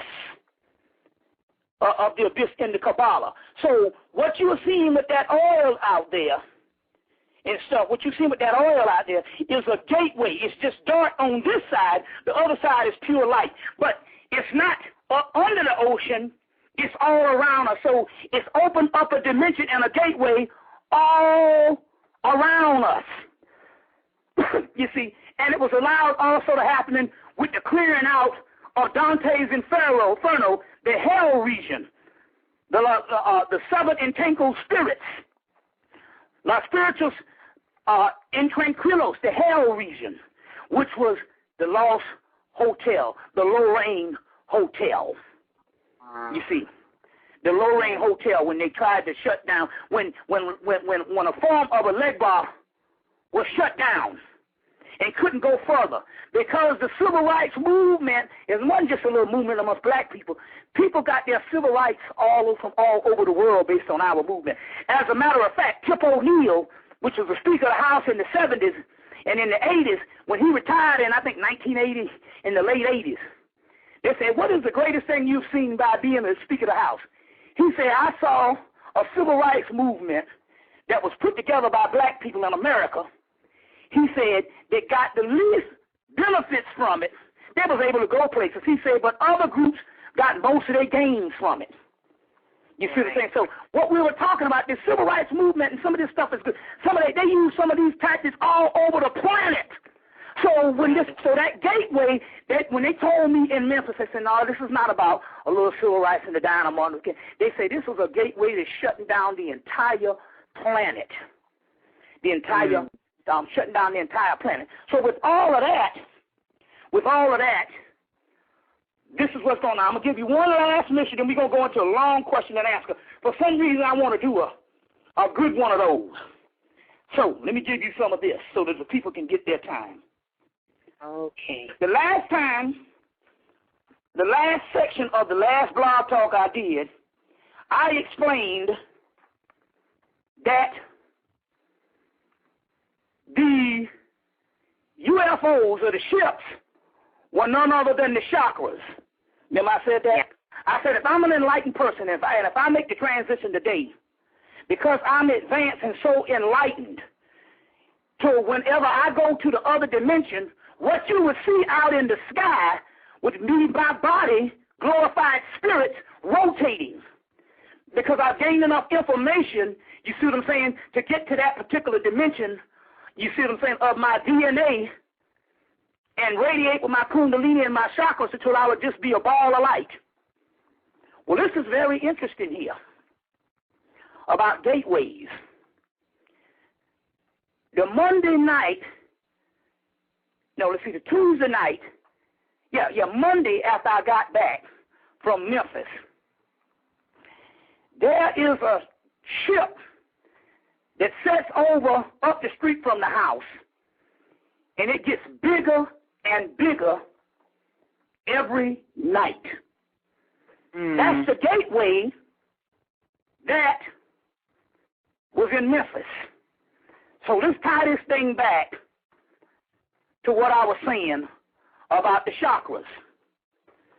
I said that the chakra system is nothing but the UFOs, are those ships you see, are nothing but the chakras of the enlightened beings or the gods, or the ascended masters, you see what I'm saying, that was able to go to a certain level of attainment, and their bodies radiate. That's the glorified spirits that they talk about that Jesus is supposed to take us to. Right. Do you know that Dante's Inferno has a picture in the Dante, because they got illustrations of the Dante's Inferno. They got a picture of a gateway, a ball of light, and there's a gateway that's opened up. But when you, and it's just a pulsating ball of light, but when you look closer into this gateway, what you'll really see is thousands and thousands of angels or light beings. Yes. Thousands and thousands. It's a circle, but when you look into the circle, you just see thousands and thousands of angels with wings. That's the gateway. And that's what's permeating. Those are the chakras of the gods or the angels. Now, this is the last part, because recently they just had five segments on the History Channel called Ancient Aliens. I got all 5 recorded, called Ancient Aliens. The 5th one, they started being concerned about what will happen if the angels visit us, the aliens visit us, because clearly we can't visit them. We don't have the technology. And they made a mention again by 2 people. Stephen Hawkins made mention a month ago that if the aliens come, they're going to be hostile. Now, he don't bit more know that from anything in the world, but does he know something, or do they know something? Now, check it out. I didn't know that Pope Benedict also said we need to get ready for the aliens. And he explained it in this way. Well, clearly you can't think that God's energy or God's power is just subject to our finite minds. God's mysteries, if God is the greatest thing in the universe, then they have to include aliens too. So they're setting all this stuff up. But they're trying to get you scared of you. Now, give you the last little piece. Last time I was on, I told you that the discs or the UFOs or the ships or the chakras of our glorified people. Remember, I talked about that. All right. Let me give you what the alien is. What's driving the ship? Remember the movie Meet Dave with Eddie Murphy? Yes. You see what I'm saying? Who was the commander up in that baby? Eddie Murphy and the old fine-ass Gabrielle Union or what have you. You see what I'm saying? Yeah. Right. Yes, sir. Now, check it out. Check this out. The bald-head alien that you see with the big eyes that they've been showing since the 1960s. You know, now we explained that we don't have abductions. The abductions were started by the government from 1947 on up to now. Why would an alien, which is not even physical, because we talk about angelic beings or glorified beings, come down here and play with somebody's booty hole? You see what I'm saying? Right. Yes. And violate somebody. You see, you know, but see, this is where racism comes in. They're so racist until their whole sociopathic mindset to what aliens is going to bypass the oldest people on earth and go, you understand what I'm saying? If they're going to study somebody and go study the Johnny-come-latelys. You see, if you're trying to study the origin of the species on earth. So, you know, that whole thing is all a bunch of hoax to throw you off that we, not only is it the angels and aliens, but it's the ancestors and aliens. And then let's find out what is the alien driving the ships. Right. Okay, right. the bug-eyed deity that they show in Fire in the Sky with D.B. Sweeney, Fire in the Sky, when it was in the ship, they looked in the closet and they had these suits hanging in the closet with the big bald-head alien with the bug eyes.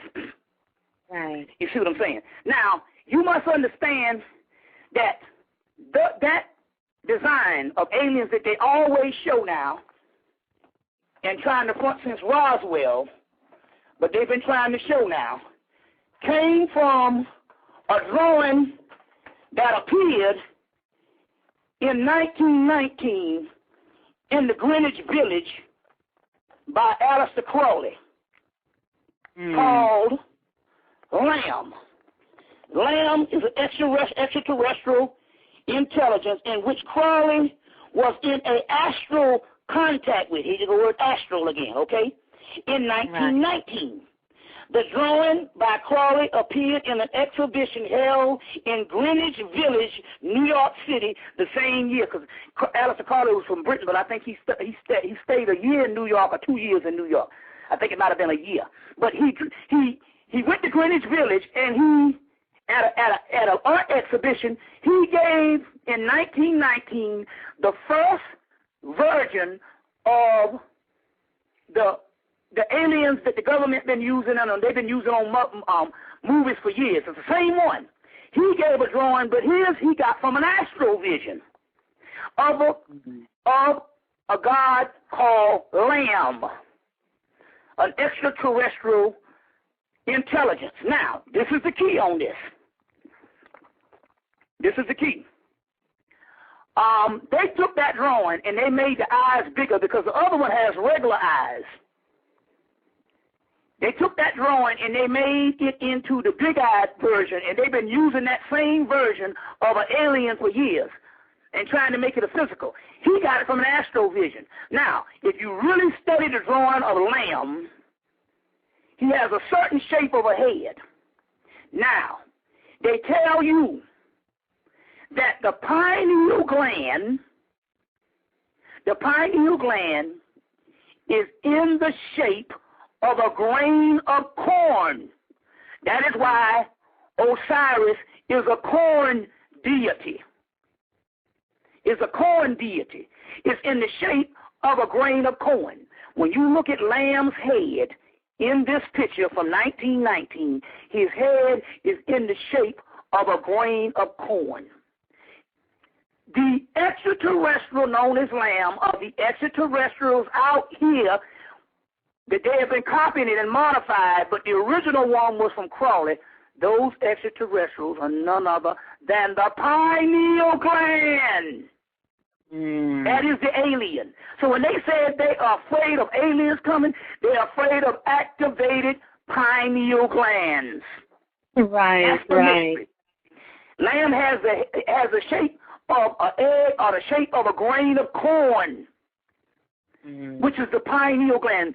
Your aliens are nothing but the activated pineal gland, which is the eye of Heru, which the eye of Heru is seen riding on a ship in Egypt. The winged disc of Heru Bahutit, a ship, a disc. You see. So this is what this is going on. What this is going on. So now, going back to my infomercial, we have the picture packet is taking on a mind of its own. You got to get this. Because what people are doing now, they're getting it. Now remember now, these things, some of these pictures I've been pouring libations to since I invoked them back in the 90s. And so what's happening here is they're setting up multiple dimensions. Get the picture packet. The stimulus package, now people are using it and giving it to their family members because things is hard. If you got to get rich quick, tell you how to do things with household products, fine, it's great. There's another one called 5 Steps to Psychic Self-Defense. Same guy. Also, we got the two Palo music from the priest from the Caribbean that moved to Europe. I think he's in. He moved to Europe. We have 2 of the Apollo CDs. We still got the Love CD. We got a lot of things, but call the contact number and inquire on how to get your thing today. 678-358-1055. 678-358-1055. 1055. So whenever you want to go to the question and answer. All right, everyone. We're live. Yes, Brother Bobby. Lots of powerful information being dropped here. We're going to go to the phone lines. Now, listen, there are many of you on the phone lines. I don't even want to get into the number, but I am going to ask this. If you're able, after you ask your question, to go into the chat room and release the line so that others can ask a question, please do so.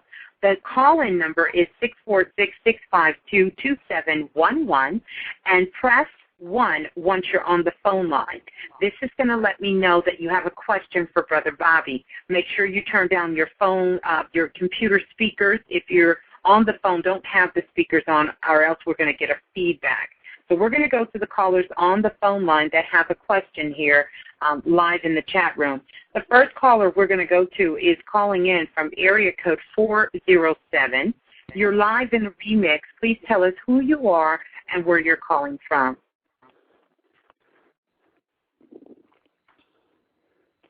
Hello? 407? Yes, you're live in the remix. You have a question for Brother Bobby? Yes. I wanted to question him about I was reading in the Nag Hammadi where they were saying that the divine energies had left Africa and are going to no longer be on the planet anymore. I wanted to get your take on that. The divine energies left Africa. Well, there's two versions of that. They say, out of Egypt I will call my son. It's the same scenario, the older version of that. The Nag Hammadi, was found in Egypt. There's nothing but later day metaneta made into Coptic and various forms of Greek and what was existed in the later period. It's one of the stories is the coming of us out of Africa to the west, which we were destined to come because we have the papyruses saying that would happen. Saying that would happen. And that reason here is the ancient gods had to take on new forms. They had to transmutate. So you have one thing for one cycle, and that cycle can last a couple of million years. But in the universe, everything changes supreme. So based on change, we had to become a new entity. And in order to become a new entity, what we had to do was we had to absorb all of the later races on Earth into the DNA to make a superhuman, including white people, to be absorbed.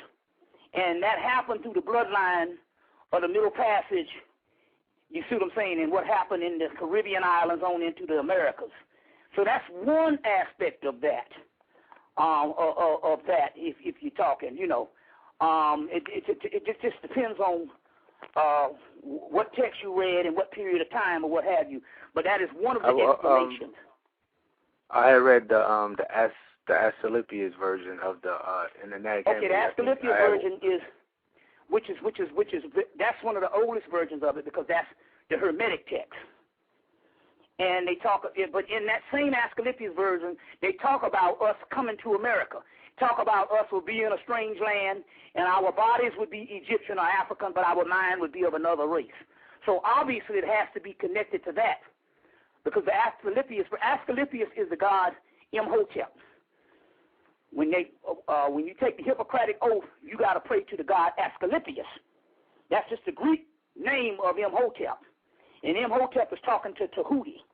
But that same version was found in the Nag Hammadi library, which makes the Nag Hammadi library a later day version of the Hermetic text, which was translated, which was also translated into Greek and Latin for the Romans and the Greeks, translated by the Egyptian priests, because they knew that this is how stuff would get into the future, because they knew that hieroglyphics was going to die. So in so many words, if you pair those two things up, of how Egypt was going to fall and how we was going to go into slavery, because that's all in Asclepius. You see what I'm saying? That's all in Asclepius. So does that tie into, like, in that same in that same scripture they were saying that we are better than the gods because we are mortal and we are immortal. That's a little older history. We are better than the gods who created us. They say when Eve, which could be Isis, and told Adam, which could be Osiris, and took him off, she became his teacher. Well, we already know that the bone in Hebrew, the bone or the rib, Adam's rib, that's where you get the word rabbi, teacher.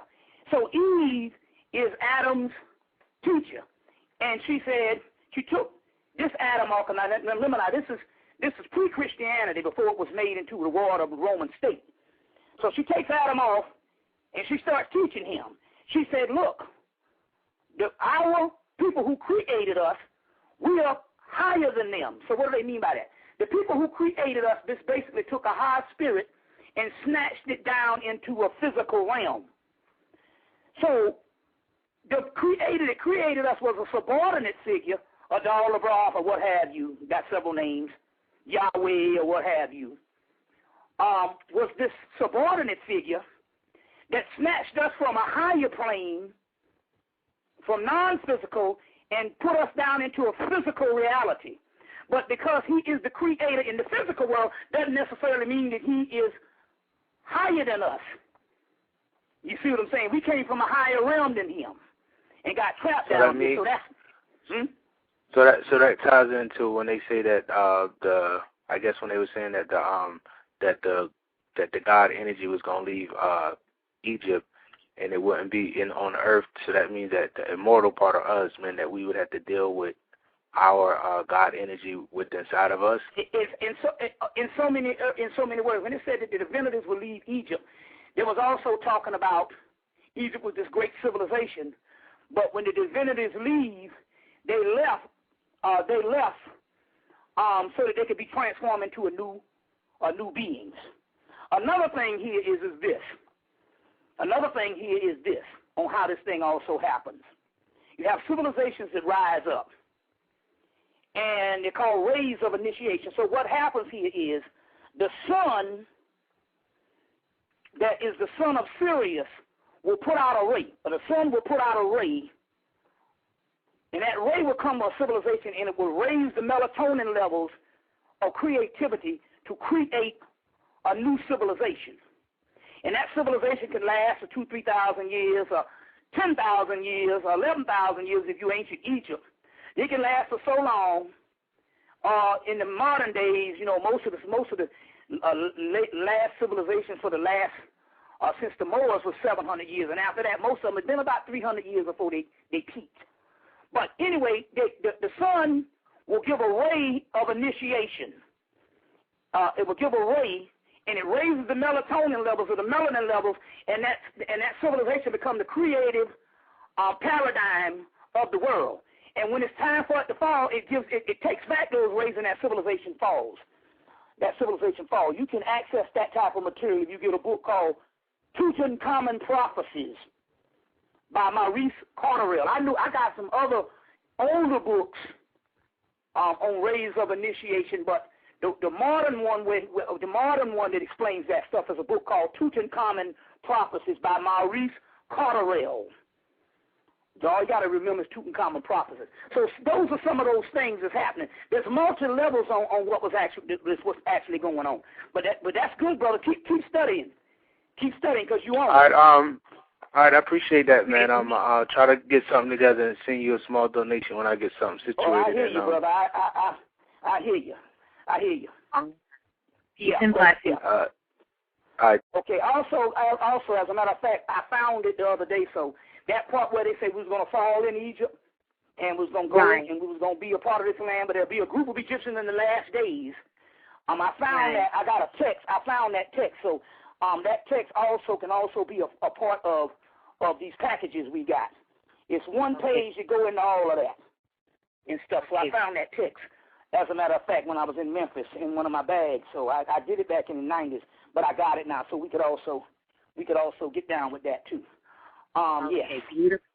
We're going to continue on. We're live here in the remix. Next caller calling in from area code 415. You're live in the remix. Please tell us who you are and where you're calling from. Hello? Yes, you're live in the remix. You had a question for Brother Bobby Hemmitt? Yes, Miss Blue. I'm going to make it as quick as possible. Okay. Oh, yeah, it's Griffin from Jamaica. And what I'm really interested in, when Brother Bobby was talking about the fairy kingdom, I remember a story that my mother told me of what she saw when she was younger.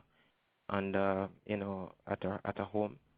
And what my sister saw at the beach, like in the sea, like she saw some fairy things, or you would consider them fairy, on seahorses. And I've been trying to figure out how am I going to line myself up with this. Well, so far I try to draw, like, what I think. So any advice there? Well, I would always try to start with some literature, and now you can order. There's a good one called something of the fairy king. Let me see if I can find it right quick. I know the last guy's name is McCoy. We got several fairy books out now, but also right now one of the angels that's real powerful that I need you to get into is the angel Uriel. Michael is the warrior. Gabriel is the cosmic messenger. Raphael is the healer. And Uriel sits over the earth, and he deals with a lot of these things based on finances and business. So Okay, the access from Uriel, I just want to tell some of the people, Uriel is one of the ones you want to, and you want to get a book on Uriel, get Richard Webster's book on Uriel. He has one on Michael, Gabriel, Raphael, and Uriel. So get that Uriel book, because that's what we're going to have to try to access right now. One of the good books on the fairy thing is called The Witch's Guide to Fairy Folks by Edwin McCoy. Edain, Edain, McCoy, M-C, big C-O-Y, McCoy. It's called A Witch's Guide to Fairy Folks. Now, you could also get, and she breaks it down real good. We have access to that. Well, I tell you what the truth is, Brother Bobby. I really love to do the scholarship. I really like to read, but see, my situation is when I really have the funds to get the book, so I try to go on the web and see what I can from Amazon, but that is limited. So, any information you might give, and from your experience or what you know might work would help. Well, I don't have 1,000 years on here tonight, but basically, yeah, that's true. I understand. Basically, if you look real hard in nature, when we put up this new fairy kingdom in the figurines and the statues, and got a little fairy chair, when we went outside, we saw flowers that we hadn't seen before when they bloom. But I'm in Georgia, and you'll look, and what I was mistaken for gnats, you know what a gnat is. Now, I'm from the kingdom of gnats, South Carolina, where people come from up north. Their whole existence in South Carolina is fanning the gnats away. Yes. Well, we saw these little things in the front yard that I was probably been there a couple of years now, but I was thinking it was gnats. But I know gnats, they get all in your face, and they mess with you. These things were actually little things that looked like gnats, and they were gliding around, and they were actually fairies. So what I can tell you about the fairies is you have to believe in them. You have to believe in them. Yes. If you can get, and they tell you step-by-step guide of everything that's in that movie, the Spiderwick Chronicles, on what you need to do is in that particular movie. The more you believe in them, and the more and more you come outside of adulthood, the age of reasoning and rationale, and just accept as is, then they will appear. Then they will appear. You see what I'm saying? Okay. All right. Well, so that's some of the things I can tell you as your own experiences. The more you break down the rational aspect of something that doesn't exist, and get rid of the shame of believe, which one would have to believe in them. If you get rid of that shame, then they will appear. But it's also appearing on based on how innocent you are, shedding different levels of the ego and innocence, playing music. You see what I'm saying? Happy times. Yes. You see, we got a tape on orbs, balls of light, and those orbs come out with music. They come out with laughter. You see, they come out with laughter, but they hide from arrogance and ruthlessness. So that's what that whole thing is. Unless you be a child, can you enter the kingdom of heaven? And it's just another realm of the ancestor realm, but we can't see them because we use logic and reason. So that's the best I can tell you on that. There's a great CD by Doreen Virtue out on the fairy kingdom. Yes. So just deal with it on that level. All right. We're going to continue on calling in from area code 347. You're live in the remix. Please tell us who you are and where you're calling from. Area code 347.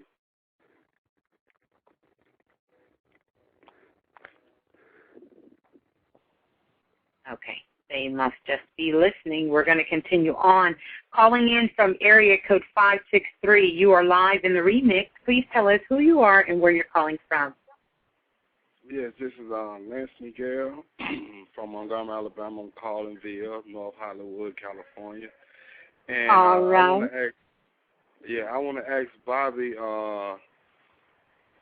we got that encyclopedia of deities that you recommended, and I started looking through them, and I went across the Nagas family and the Nagiz family, and my question is it like a male or get a erection or whatever? It's something come up like an erection up under my tongue, and it skeets fluid out, like, you know what I'm saying, like I'm spitting or whatever, it'll come up by itself and it'll skeet fluids out. And on the way here to California, we stopped at this Pueblo museum / like place to eat or whatever, and I asked this lady could I find a book about the ancient Native American deities or whatever, and she ran and got this Hopi Snake Ceremony book for me from written by Jesse Walter Fukeys or whatever, and she said this is a good book because the Hopi don't want you to know about these snake ceremonies or whatever. But my question is all this information that coming to me now like affecting my body or whatever? Why, you know what I'm saying? Why this? You know what I'm saying? What I have learned that do not rule out anything. Yes. I mean, do not rule out anything. Remember now, we are thousands of years old, and we have had half of our brains and our bodies and everything shut down. And in the context of this DNA reactivating itself, all of that. Let me give you an example. Why do you think they put the zoo type in the zodiac?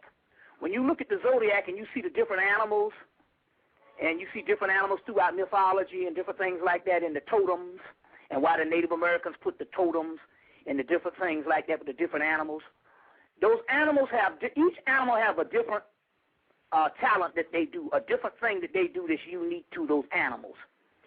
But those animals that have those different things, when man re-access his higher self, all of those things that you see in the zoo type that the animals can do, we can do. We have all of that in us. Whereas the animals might have one or two things, we have all of that on that God form. So I have learned to not rule out anything because we just don't know how much is lost. If we do know, we have slave narratives where people could fly. You see what I'm saying? We got people that can disappear. You see what I'm saying? Which is things that animals can do. You see, if we have all these things and we were here for millions of years, not no 6,000 years. Hell, we got pottery older than 6,000 years. Can't take your history from a biblical narrative. You see what I'm saying and all you see. So my point here is the things that you are saying, the things that you were saying, I have learned just based on the metamorphosis of my own body, of my own body, and things that's happening that don't rule out anything. The last 2-3 years, I've been going through phantom stuff that I think is happening to me, but it's in another dimension. And it's in another dimension, but my body is going through different things. And that's what all this is right now. The ultimate thing on any of that stuff you see on that outside with the oil spill and those different things, that ain't nothing but some stuff that's happening inside of us. And that's at the level of where we are at this particular time. You see what I'm saying? So you are right based on that whole serpentine, Nagars thing. Now, we got people in India, when they ask them, well, where did y'all originally come from? They said, we came from the Nagars, the serpent people. You see what I'm saying? So, you see what I'm saying? Now, and it's interesting here, even when you look at the mythology of Medusa, she's got a head full of serpents. Ultimately, she's the ultimate Kundalini energy. Yeah. Right. The ultimate Kundalini energy. So, part of that mythology is that she was turned into this hideous monster. It just means that she was one of the oldest people on earth, and she fell into a physical existence. And as a result, the hideousness is the physical existence that shut down. Now look at that. The melanin of the pineal gland is also called the philosopher's stone. So her serpent in her eye, the eye of Heru, if you look at her eyes, you turn to stone. These are alchemical principles that's also going on. You see what I'm saying? So in so many words, Medusa that was on lockdown that rose up recently is nothing but components of our inner self. You see what I'm saying? We are the Medusa. It's the return of the divine feminine, which is in both male and female. So you're right. Don't rule out any of that stuff, man.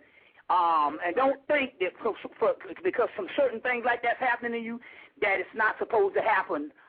It's an illusion. There's going to be things that's going to start happening on a daily basis. It's going to be things that we wouldn't even think could even happen on this planet. But it happened on this planet. Yeah. And so these are the testimonials. Like these are the testimonials.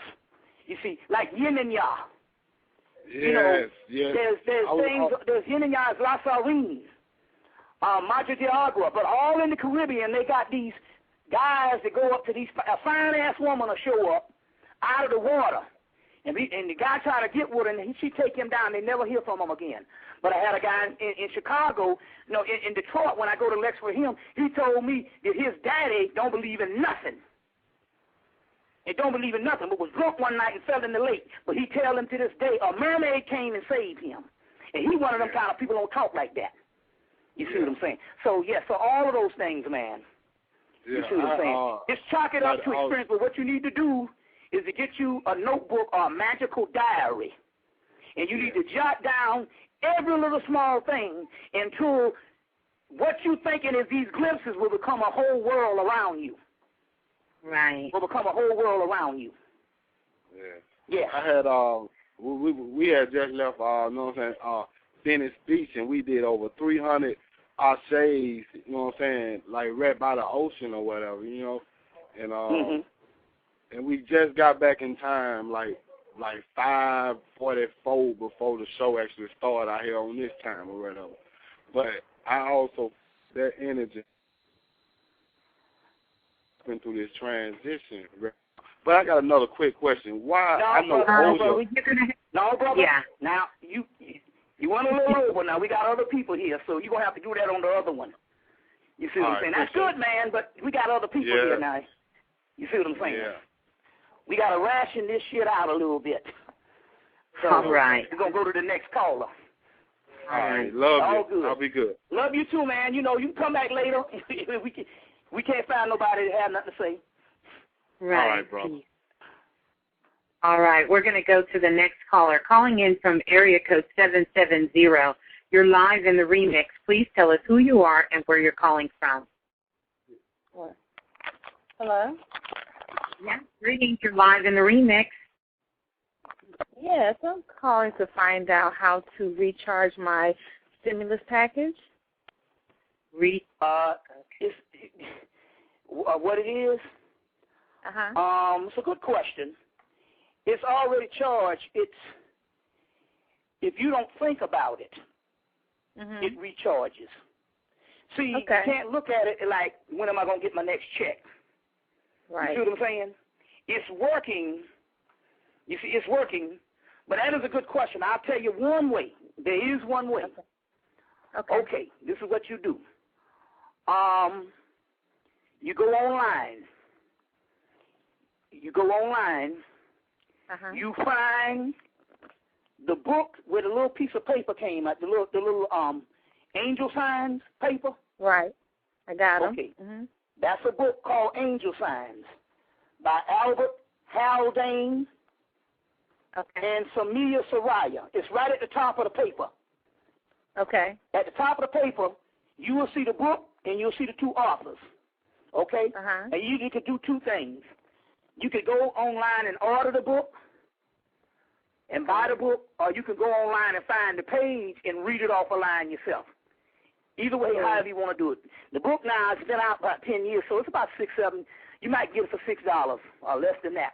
But I would, but what you can access it on the website. So what you want to do is you want to find your guardian angel. Okay. And then you want to go to the page number, because the page number is also on the list.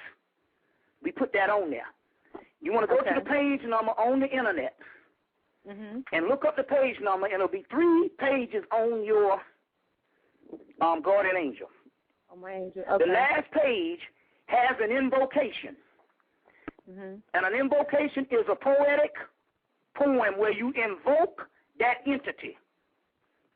So what you do is you find the invocation on the internet on that page or buy the book, and you recite that invocation to that deity, which is nothing but a component of melanin on the inside of you. That's why they deal with your birthday. Those are rays of energies that was on the planet when you incarnated, and that's what this stuff is. It's a Akashic or Sitakosh. It's actually components of DNA and melanin is what this thing is. So that's why when you recite it with your voice, the invocation, you invoke that angel or that guardian angel. Then you tell that guardian angel what you want. You see what I'm saying? I got it. And that's how you can reactivate it. You see what I'm saying? Great. Thank you so much. Thank you, Blue. Yeah, that's one of the best. That's one of the best things you can do. And I'm glad you said that, because I needed to tell people that particular information. Go get your angel. You can go to the internet and find out what it is, or if you don't have the book, you see what I'm saying. And then invoke that angel. Say that poetic poem about that angel, and then talk to that angel just like you would talk to your uncle or your sister. Because it's not a male or female. It's energies. You see what I'm saying? And that's how you do it. Try that, and I guarantee you can invoke that. You see what I'm saying? Yes. Beautiful. We're going to go to the next caller. Calling in from area code 773. You are live in the remix. Please tell us who you are and where you're calling from. Hello, this is Reggie. Yes. Hello? Greetings, Reggie. Yes. You have a question for Brother Bobby? Yeah, Bobby, what do you think of those two planets that's come together? I believe it's Jupiter and Neptune. What's up with that? Well, it's Jupiter, Neptune, and Aries. They're all combined into one planet. Yeah, they're combining. Well, it's just a lot of energy. Jupiter and Neptune, Aries, I think, is fire. Neptune is water. And Jupiter could be fire, too. I know it's an arrow. Applied force. So it's interesting you said that. It's going to be a very powerful time. It's energies opening up and energies that is permeating and around you. Ultimately, there to quicken you, but it's going to be an argumentative time. So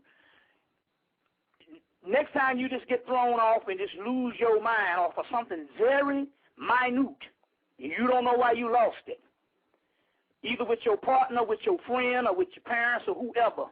Remember, that's what that energy is. It's the energy and not you. So at this particular time, it's best to be very calm and non-argumentative to get through that type of energy. You see what I'm saying? And let it do, of course, it's a quickening energy is what it's doing. Is what it's doing. You see. Quickening what? What is it quickening?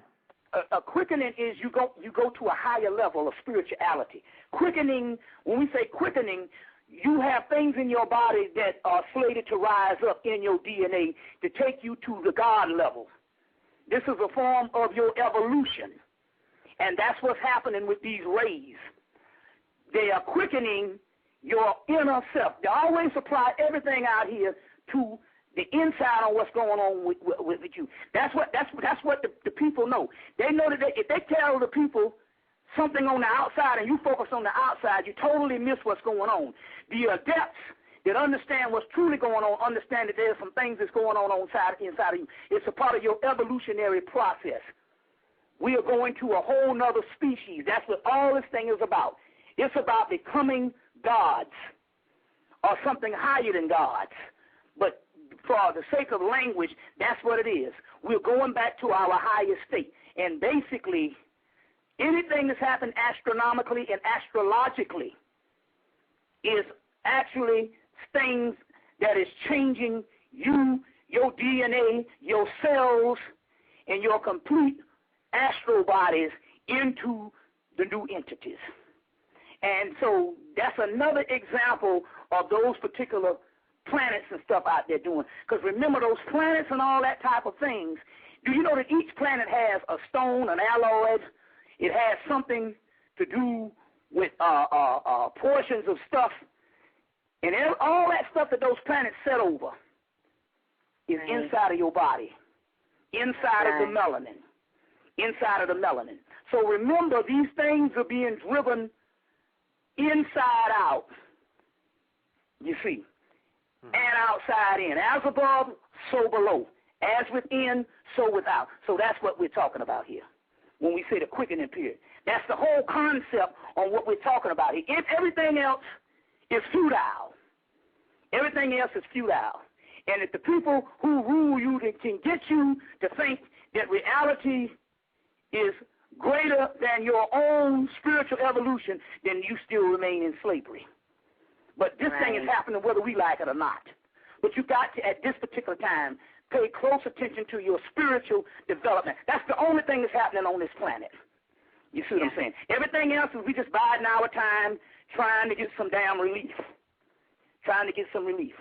We're not going to get on top of civilization. We're not going to get back into power. We're not going to do any of that thing. Been there, done that. Got the T-shirt. That was our fallen state. Now is the next plateau. Anything else is just waste of time. A waste of time. No matter how much these groups tell you how important it is, it's a waste of time. So that's what that's about, man. All that Jupiter stuff, all that ain't nothing but some other stuff that's happening on that's happening to bring you to a closer level of perfection of the glorified spirit or the glorified bodies or the alien that is us, extraterrestrial. We are live in the remix with our brother Bobby Hemmitt. For those of you out there that want to contact Brother Bobby Hemmitt, please make sure you call 678-358-1055. That's for speaking, DVDs, to get the stimulus check, get the picture packet, and so much more. And for those of you who want to call in to ask questions, 646-652-2711, and press 1. Once you're on the line, so I know that you're calling in with a question. Caller calling in, I believe they're calling in from a Skype number, 012. You are live in the remix. Please tell us who you are and where you're calling from. Yes, Miss Blue, this is Nabiel. Greetings to you. Yes, my question for Bobby was, I've been calling Bobby I would say about over 20 times now. I'm calling from Skype. It's my only means of telephone communication, and I've been leaving messages, and I can't seem to get no contact. So, if you could give me a way how to send it, what's the means, money order? Where you from? I'm calling from Vancouver. Vancouver. Yeah. Well, here's what you. And I spoke to Miss Blue already about it, you know. Okay. Yes. So what you suggest? What I would suggest is that you contact me on Skype, and then Brother Bobby, if it's okay, then I can give him the address to mail that. That's how you do it. She'll be the liaison. Yeah. That's okay. Work. So, okay. Yes. That'll work. Okay. Mm-hmm. That's good. All And, right. Also, all right. My last question was, I already prepared my altar, and I just have Lakshmi and Ganesha. Yet, I've been doing everything as far as ritual. I already bought the books. I've been doing it on my own without like asking anyone, and just going with my spirit. You know what I mean? And not paying attention to what is happening. Yet, there are things in the works. Yet there is around me who might not see that as is, and I'm not looking at that because that's distraction. I would like to hear some type of like words from you of, you know, what else I can. I think that the best way you doing it is the way I do it. I don't use tradition when I do it. I use my own energy. So what comes to mind is the correct way to do it. They say never think that your thought is not valid because you're the first person to think about it. And in so many words, if you really look down into this thing, they're actually telling you what they want. They send you transmissions and tell you what you want, what they want. You see what I'm saying? Okay, because I haven't got any yet. I tell you what, do this. Because a lot of people do rituals. Let me tell you what happened one time. The Europe deities came to me one time and said they don't really like humans. And at the time, we was in a little family fight, so I was like, how awful. But I was understanding what they were saying. It's also in the first Clash of the Titans from 1980 or 81, where Zeus said, I ain't never met a human unless they wanted something. Do something. And how you're going to actually get the return is do not look for anything in return. A lot of people are accessing these things because most of the people, they access this stuff because they want it. They want something from them. I don't think I did a ritual in the last fucking 9 years, believe it or not. Because, you see what I'm saying? And as a result, because I'm not wanting something like a human, I automatically set myself up in the realm where they are, and things will be provided. So all I'm trying to tell you is a straight way for spiritual living. Now, I will say this, as Brother C. Primel used to say this. Do expect spiritual things to happen. You want that. You want any kind of spiritual experience to happen. You want to look for those. You want to expect for spiritual experiences to happen. You see what I'm saying? But the best way I find out to get the monetary, if you just do it and leave it alone and don't be waiting around like you're waiting for a check. Just let it go, and that's the way it comes through. You see what I'm saying? It comes through. You see what and so it's a certain mindset, because what you want to do is to place yourself among them. You don't want to be just a lowly, subordinate human just asking for things. So what I mean here is, but now, your incentive and your sincerity is look for spiritual things to happen and become happy with that. And then the monetary will follow. Because spiritual gifts is the gateway to monetary gifts. You see what I'm saying? So do expect spiritual experience to happen and get happy about that. And that way you line yourself up with the gods who are spiritual. Other than the artificial. The thing is, I don't want none of the material stuff. I just want to be among them. So you're on the right track if you're doing this stuff for the spiritual experiences. Right. You see what I'm saying? For the spiritual experiences. You know, one guy got the stimulus package in New York. He bought it for $5. And this Negro called me so many times because he didn't think the thing was working. And I'm like, well, hell. I said, because you're looking for it. You want them to come and deliver your check like your government check. And I said, it doesn't work that way. And I said, if you get out of the mindset and take it off of the mind, things will start happening. Because we're talking about an ecological spiritual system. You see what I'm saying? So a lot of times we have to break out of the methodology on how we used to receive things in the physical. But in this particular case, the best thing to appease the gods and appease yourself, because you are one of them, is to look for spiritual things. You know, look for spiritual things to happen. You know what I'm saying? You drop your wallet in the street and somebody give it back to you and it could have $1,000 in it. And you say, why didn't that person look in that wallet? You see, when you start getting stuff like that, then you know you on the path. You see, then you know you on the path and stuff. So, all right, give thanks. But you own it, man. Just keep doing it and have confidence in what you're doing.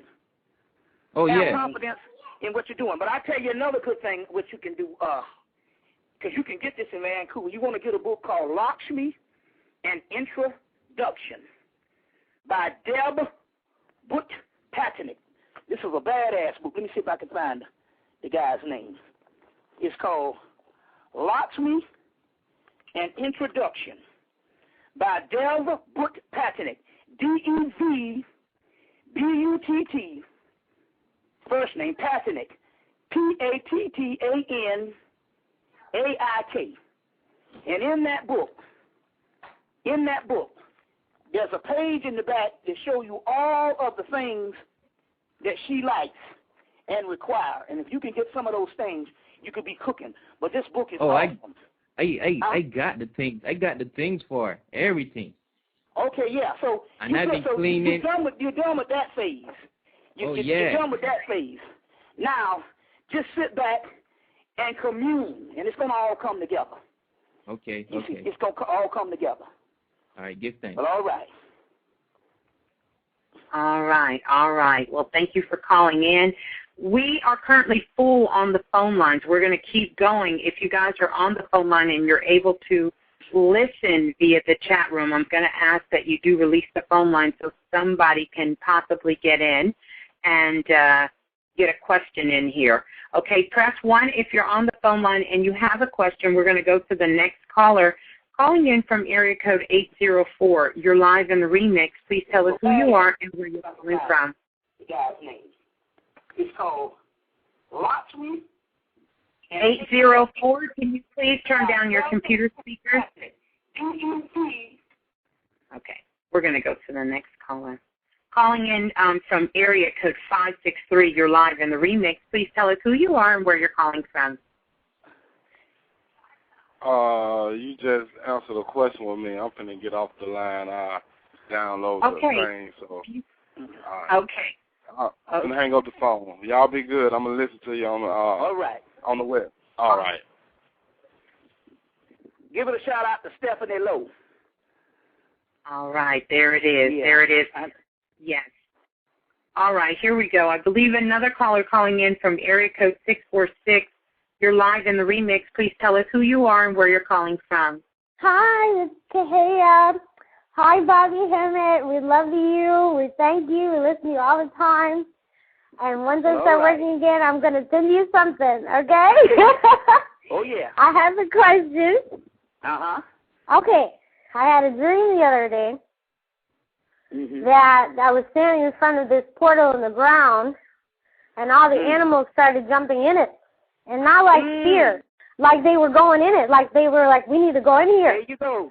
Now, what was we just talking about? That's testimony. Oh, I just tuned in, so I don't even know. Well, you just tuned in. We talked about how there was when that oil spill, a dimension opened, and all those fish and animals went to another dimension. Ah. So, and then you called with a dream and didn't even hear what we was talking about, and then put some stuff that's actually happening. Because it's true what you're saying here, because not only is it the marine life, we know it for a fact. We know it for a fact because of our cats that go through this. And get the movie Caroline. Movie Caroline. And it's Coraline. Is the name of the movie.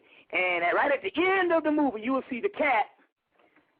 He will be in this dimension. He'll walk behind the mailbox, and he's in a whole other dimension. He disappears. And so animals have that, but whenever she got into the other dimension, it was the cat. The only thing that was conscious in the dimension that she was in, that wasn't a victim, was the cat, who couldn't even talk in the regular world, was guiding her through everything, and had Keith David's voice, which is the black man. So it's just interesting. It's just interesting here. So yes, so you're right. Well, you just bear witness to that dimension. Well, yeah. Well, the guy.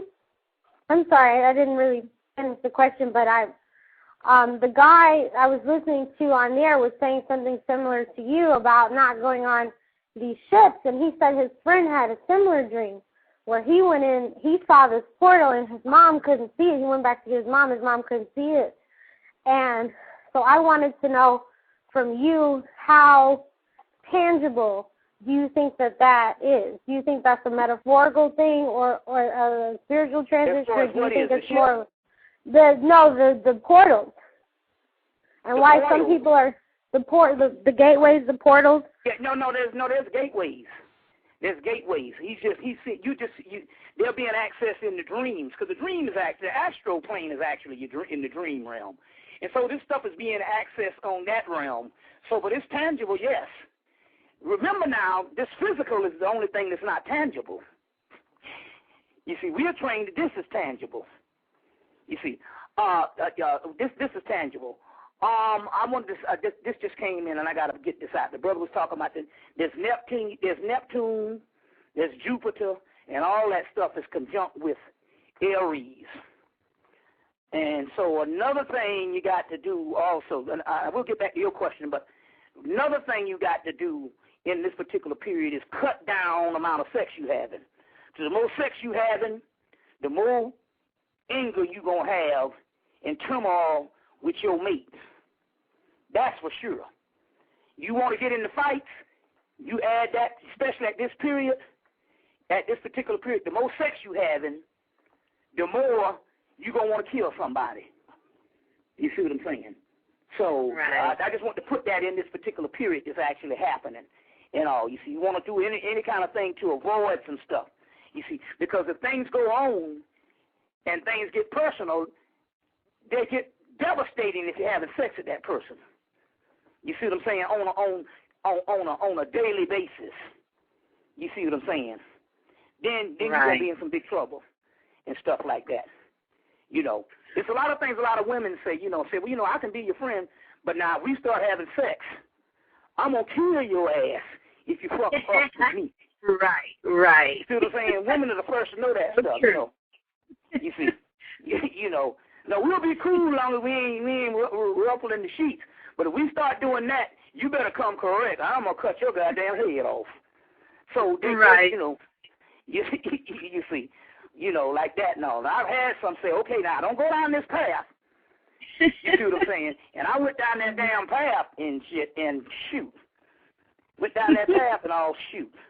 And man, shoot. It was almost life or death situation. Yeah. So. All right. We are live in the remix with Brother Bobby Hemmitt. We're continuing to take questions here. Still have time in the form. We're going to go to the next caller, calling in from area code 334. You are live in the remix. Please tell us who you are and where you're calling from. Peace and blessings, family. This is Cosmic Also calling from Dothan, Alabama. Mm-hmm. Peace and blessings to you. Yeah, just wanted to make a couple comments. I want to say I appreciate everything both of you doing. You're doing a well, good job and everything like that. But just wanted to say a portal has opened up in Bama, and I translated as Bama, Alabama, as being Aglegba, this open of the way. And want to say April 5th. Ba, it's got everything. It's got Al. Right. It's got Le, which is feminine. It's got Ba, which is the soul. It's got Ma, which is also feminine. Right, meaning leg. All of that. Arm, leg, arm, head. So I get the letter 5, which you get your death or shift, transition shift.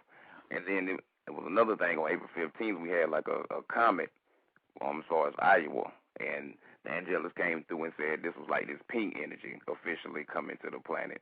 And the next day, on the Ricky Smiley show down here, Kevin Hart Kevin Hart was on the Ricky Smiley show, and another couple of things I kept seeing pink that day. But another thing, there's no more in the fish guides.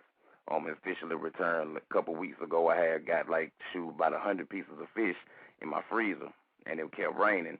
In the past couple of days, it's been raining, and oil coming through, and she let me know she has something to do with this oil thing. And if you want to, the ideal is for the next 14 days is to detox and drink as much water as possible, especially for us down here in the South, because it's she's trying to clear the area as far as I some tell of you the another water. thing too. Don't drink no. I'm glad you said that. See, certain things happen. Don't drink no spring water. Okay. Let me drink no spring water. People now is coming down with urinary infections. And spring water. Listen, they announced in 2000. Yeah, they announced in 1995. America announced that they ran out of water. There was no clean water on the thing. So, if the springs go bad with bacteria, which it is, then you drink that spring water and it's not purified. Right. Only thing you can do now is either drink the Kangen water, if you can get access to that. Right. It's called Kangen water. Kangen, right. Yeah, we have a dude guy that sells that around here, yeah. Yeah, but the best thing is any kind of purified water. Right. You know, it might not be the best, but spring water, the springs have gone bad, and people are coming down with urinary tract infections. Right. So, and if you notice, if you go in the store, you see more Deer Park than you see the Dasani. Yeah, you do. And stuff. Deer Park is everywhere and stuff like that. Now, that can't be good. Yeah, that's all we've been on down here is the Dasani. But other than that, I learned that you can bless your water in a certain way depending on your skin and how strong your energy. Level. I'm just trying to say I'm just trying to say on a greater field as far as most of the people out there. Get rid of the doggone the spring water.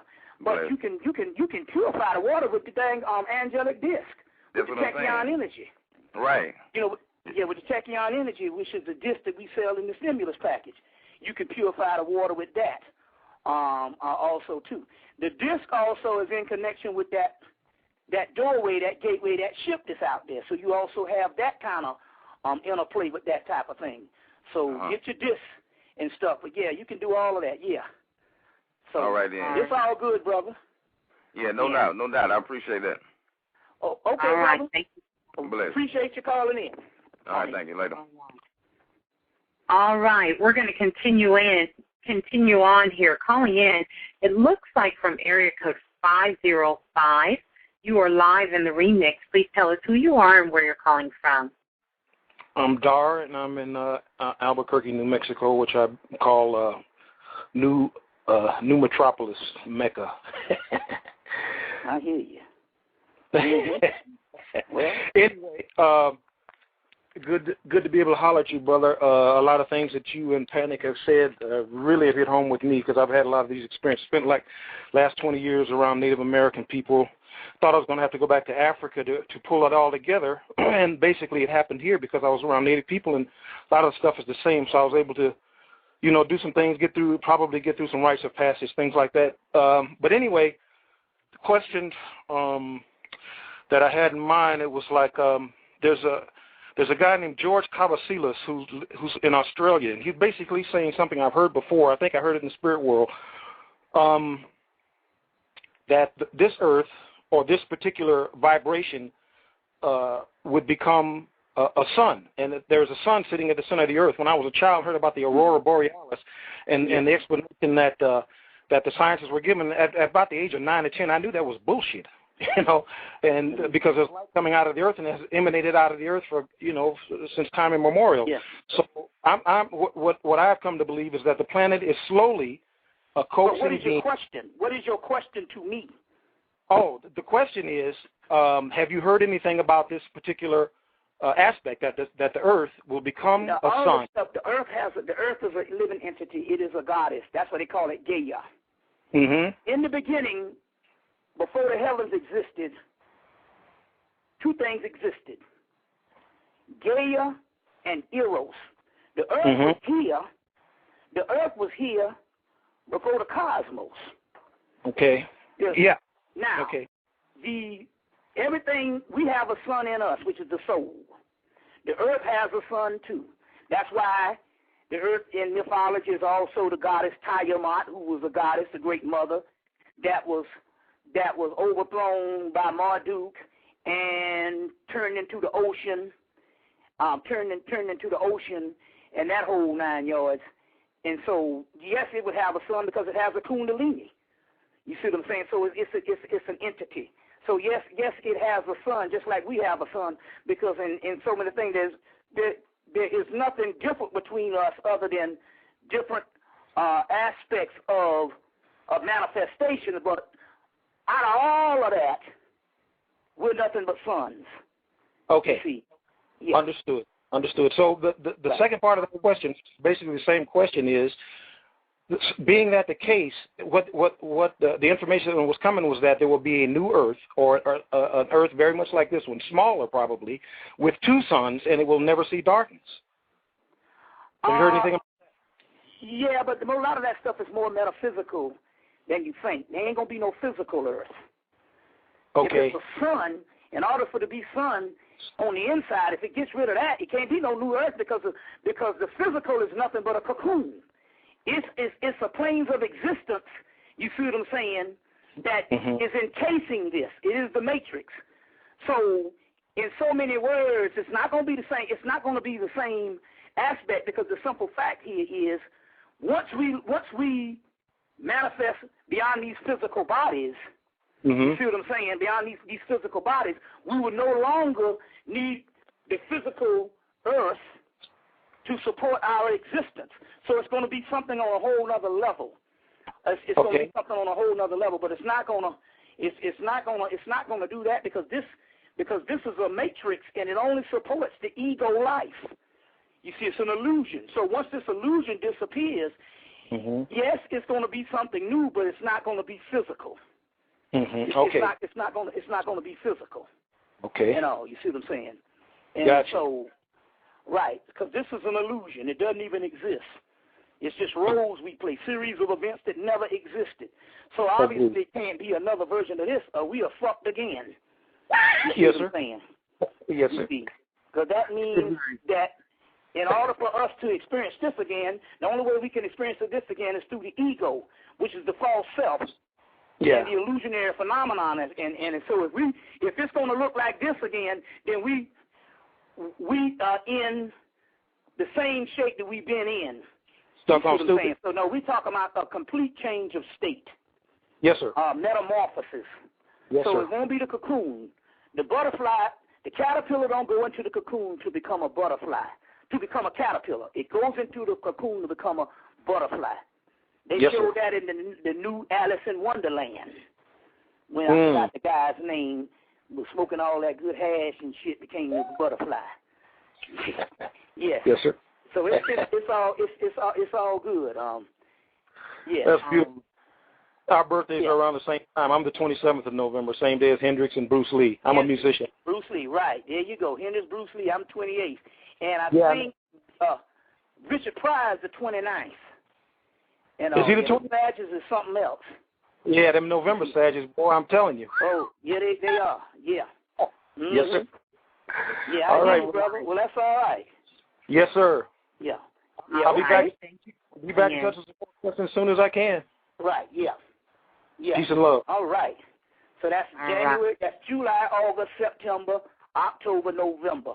Jason, which is also Jason, and Jupiter rules Sagittarius. So Jason, and all of that. That's why the Sagittarius are the way they are.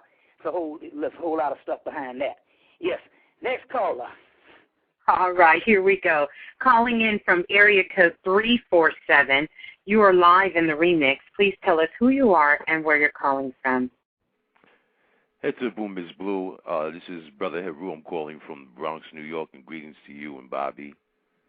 All right. Greetings. All right. Bobby, I'm dying to talk to you about this, man, something that was channeled to me a little differently about this oil spill, because I find that, oftentimes whenever something had the world's attention like this oil spill, it's a really important time to really start looking at things that might not get much attention.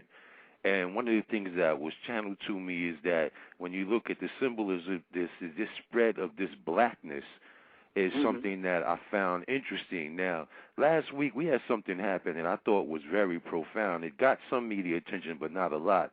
And that was with this cat, Dr. Ventor, who worked on the human genome thing, and his discovery of what they're talking about is synthetic life.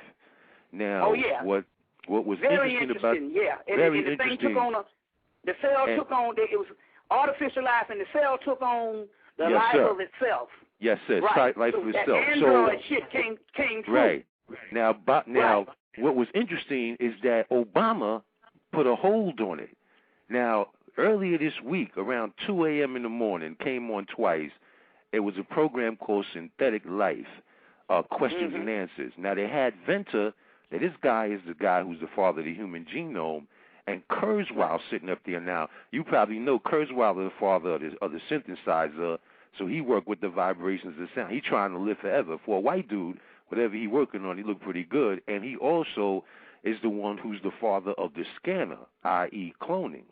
Now, what I want to ask you, Bobby, is this, is like, because what I got from this is that this spread of this blackness pretty much to our oppressor would seem as if it's a toxic thing. And one of the side effects of that is lead, and when you look at lead, it also means lead.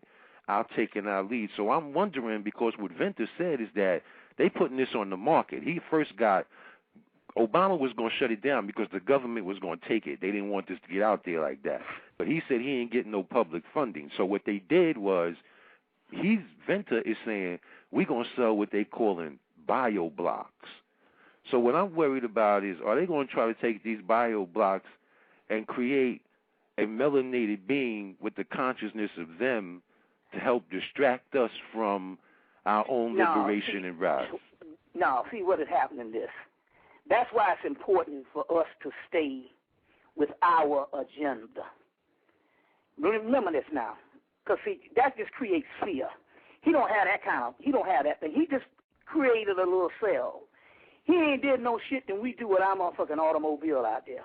We got a spirit mobile. And this motherfucking car does amazing shit.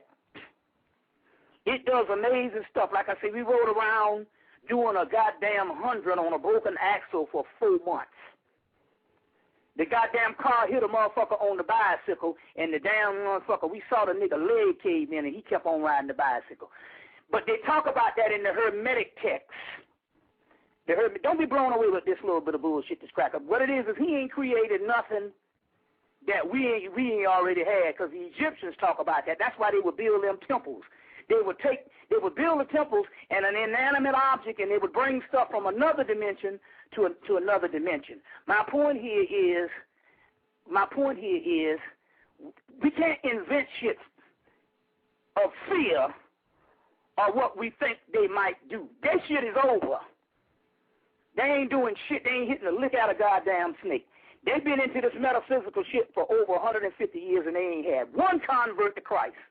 Because if they did, we would know about it. We would feel its benefits. So don't even look. My point here is, I'm going to be honest with you, get out of the white boy's agenda. That's where you fail. Because what's happening here is this. We are on a fast track of becoming gods. Every day there's things that's happening to us. Now, if we worrying about that little bullshit or what they doing, that one little bullshit cell, you see what I'm saying? We retard our own process. You see what I'm saying? We retard our own process. My point here is they can't do jack. You see what I'm saying? Because let me tell you something, man. That little shit that they allowed us to see on TV with the little cell, that ain't half the shit that they've been doing by the thousands every day. And still yet, ain't running nothing. So my point here is, the thing about it here is gets us off our path, focusing on these motherfuckers and what they doing. Yes, that's their job. They're going to try to do this stuff until the very last minute. But at this particular time, it's the return of the gods, the Nomo. You see what I'm saying? And the no more and all. He can't hit a jack that shit, because believe me, they've already tried. So that little shit that they're allowed to come on that TV is some old shit. You know, like Dolly and the cloning. It's like some old shit. Like Dolly and the I heard in 1999 that our artificial intelligence came on a computer. So they've already done this shit. When they gave us Dolly the sheep, that was some shit from the 1940s. Hitler was a master cloner. So my point here is they ain't going to never show you nothing on that TV but old technology. Old technology. And a lot of times, guess what they're trying to do? They're trying to fish for new ideas. An idea that you just gave them. Well, I just Talking felt about that some artificial melanin. That's what they do. That's what the fuck they do. They try to fish for new ideas because they're at a fucking standstill. They got writer's block. You see what I'm saying? They're at a standstill. So what they do, they put out certain shit out here to get the response. You see what I'm saying? And so they go, artificial melanin. But they've already done that. That's called nanotechnology. They got some shit called nanomelanin. My point here is, if you study, see, you are all in them crackers businesses. And right now, there is about 70 disciplines of your shit left behind by your people. You ain't accessing because you in that cracker shit. And guess what? He ain't hitting a lick out of goddamn snake. That motherfucker is bumping in the shit blindly because it's over. It's over. Why the fuck you think they put out that goddamn Harry Potter? They worked on that shit for years and put it out. They try to get new ideas from their people. You see what I'm saying? And hoping some niggas latch on so that they can get in some stuff. So no, they ain't. All that shit is bullshit. That's laughable shit, man. Let me tell you something, man. They have killed 30 million of our people between 1989 and 2005, and you didn't even know about it. And yet, we are still in the fear of what they might do. God damn it, they do it every day. But the point about it here, man, is you got to focus on your agenda. Them crackers, look, that shit on TV and that shit, you done gave all these goddamn crackers names. Them motherfuckers ain't here to lick out a motherfucking snake. They can't do shit. They can't do shit. But you got to deal with what our people's dealing with. I'm not trying to say, I'm just trying to say, man, you on the wrong path by studying that bullshit because they got the Valvalarian Matrix books that came out. Thousands of things in the Sun Research Project they used to have. Something. All this stuff. And every last one of them things and stuff, they ain't the driver of no fucking seat. We the fucking drivers. But now you got to realize this. Now here it is, you a damn driver of a ship. And you worrying about a cracker in a lab fucking around with a fucking artificial goddamn black IP. What about your damn ship? That's what I'm trying to say, man. We got to get out of their agenda. All the Illuminati and all the shit, you know, all that old shit there, man, all the conspiracy shit, believe me, anything they tell us, they've already done to us. You see, they've already done to us. You see, so that's all I'm just trying to say. Just like last time I talked, some brother, we got to find out what the government is getting. Fuck the government. They ain't going to do shit. They waiting on you. They waiting on you. Stick a fork in them. They already dead. They're going, Bobby, when you going to kill us? This shit is miserable. They're waiting on us. We are in charge. We are in command. But you never know that because you are still giving him the driver's seat with that bullshit. I saw that shit. Well, actually, what I look at is, see, for me, I think it's a good thing. See, I think that the signs that they're trying to do these things means that they have this great concern. No. But what I'm trying to say is what are you trying to do? See, right there, they try to do. See, that's what I'm trying to say. That's what I'm trying to say. See, my plan Not is this. What they're trying my to do. Look, man, look. Let me explain something to you, man. I've been in this thing a minute. And I used to sit around in the early 90s analyzing everything they was going to do. But I found out that shit was old information. They had done it 30 years before I was born. Man, my point here is that we are at the precipice. You see what I'm saying? A better word, we are at the apex of our own shit. And I'm trying to say here and all, man, they put that shit out there to make you still think that they are in charge. It's called a catechism of impossibility. An ant in a coconut shell thinks it's a whole ocean. I'm trying to tell you, they have no power. They might run around this motherfucker, but they don't run this shit. We do. But the thing about it here is we are retarded in the process for the simple fact we still think they do. And that's what I've been trying to tell people. Get out of all that, what's going on. We need to find out what our agenda is. What are the guards pulling up to the state? That's what I'm trying to say. We need to find out what our agenda is. So that's all I'm trying to say. I understand where you're coming from, man, but look, hey, man, next time you call in, I want to know what planet you flew to. When you went in one doorway and came out the other doorway was in France or in Africa. Not what this cracker doing on the West Coast. I saw it, but I'm not impressed. You want to know why? Because I got more advanced mysteries than that bullshit. You see what I'm saying? I can understand and it's not enough time. You see, it's not enough time. You see, right? Like that brother just called in talking about he had some shit under his tongue that ski out some venom. That's the kind of shit we talking about. You see, so you know I understand where you're coming from, man. But you know what, man? I'm just trying to say, man. I've been in this shit a minute. I know when there's distraction. I know when there's some motherfucker trying to mislead us into some fear shit. You see what I'm saying? Mislead us into some fear shit, you know, on that particular level. You see, so I'm just trying to say that we are there, but we still thinking it's 1962. You see what I'm saying? Still, and these motherfuckers are out of ideas. And what they're really doing is trying to say, what is your take on it? What is your take on it? You see, and they'll still be born from you. You see what I'm saying? Until you find out this shit is about you. What have you done? You see, that's what this thing is about. I'm just trying to say, man, I've heard it all before, man, but all that shit done, you actually literally come in and you invented a pathway for this cracker. Well, what about if they tap into this synthetic melanin? Well, goddamn it. Well, thank you. Thank you, motherfucker. I didn't know that shit till you told me. That's what I'm trying to tell you, man.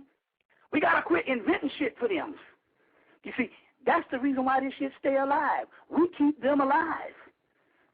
We keep them alive. These motherfuckers will disappear. They used to tell me all in the 1990s. Them motherfuckers don't exist. Over and over, they don't exist. It's only in your mind. Get a damn movie called Revolver. It's got that boy Andre 2000 in it and Ray Liotta in them. Revolver. Get the movie called Revolver. And at the end of the damn movie, watch what all of the goddamn metaphysics and people are saying at the end, that everybody in the goddamn movie was creating this shit in their own mind.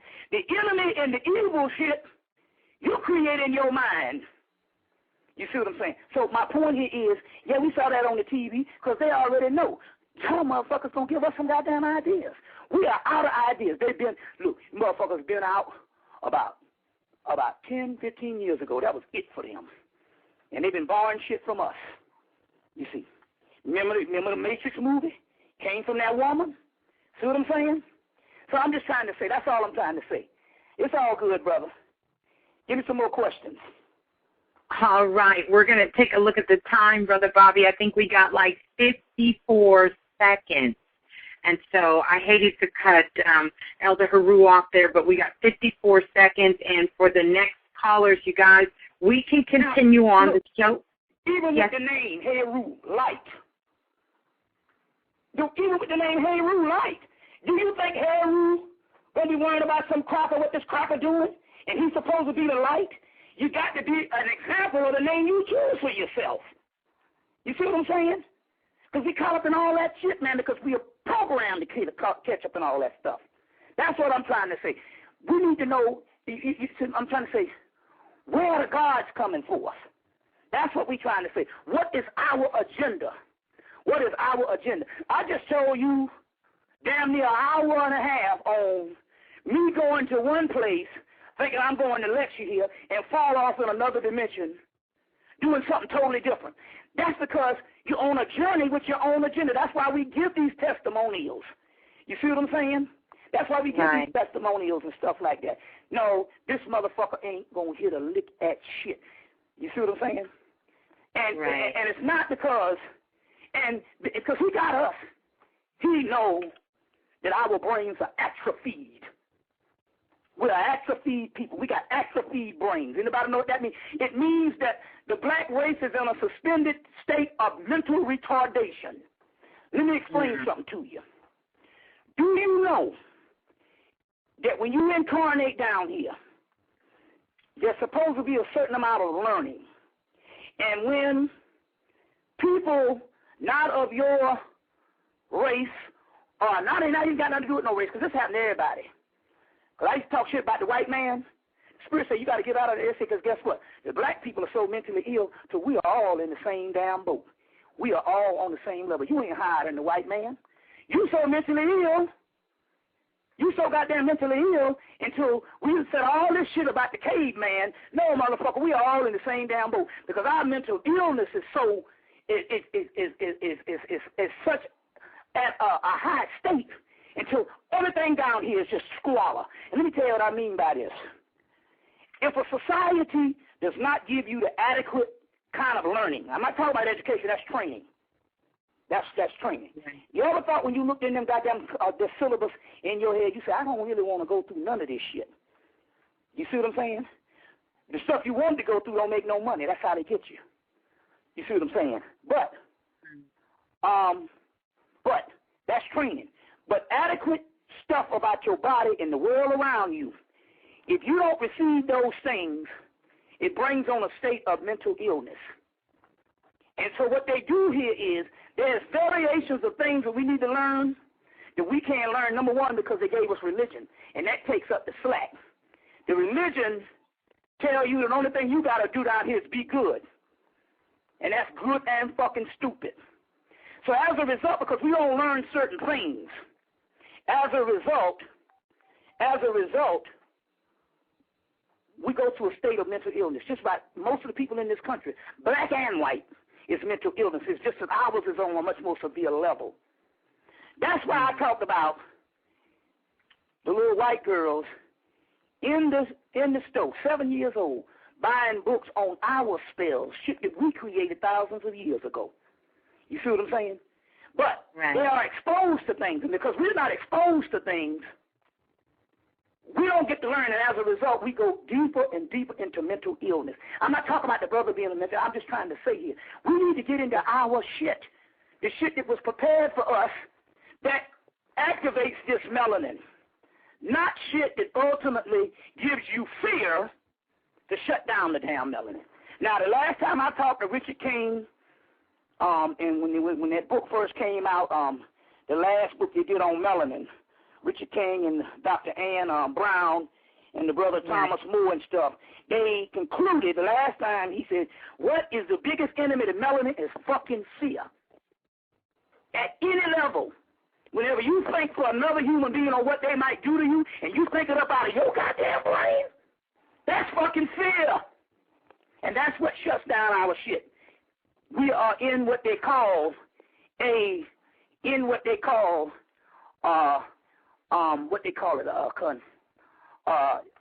something against learning, or whatever this thing is. But anyway, let's go to the next caller.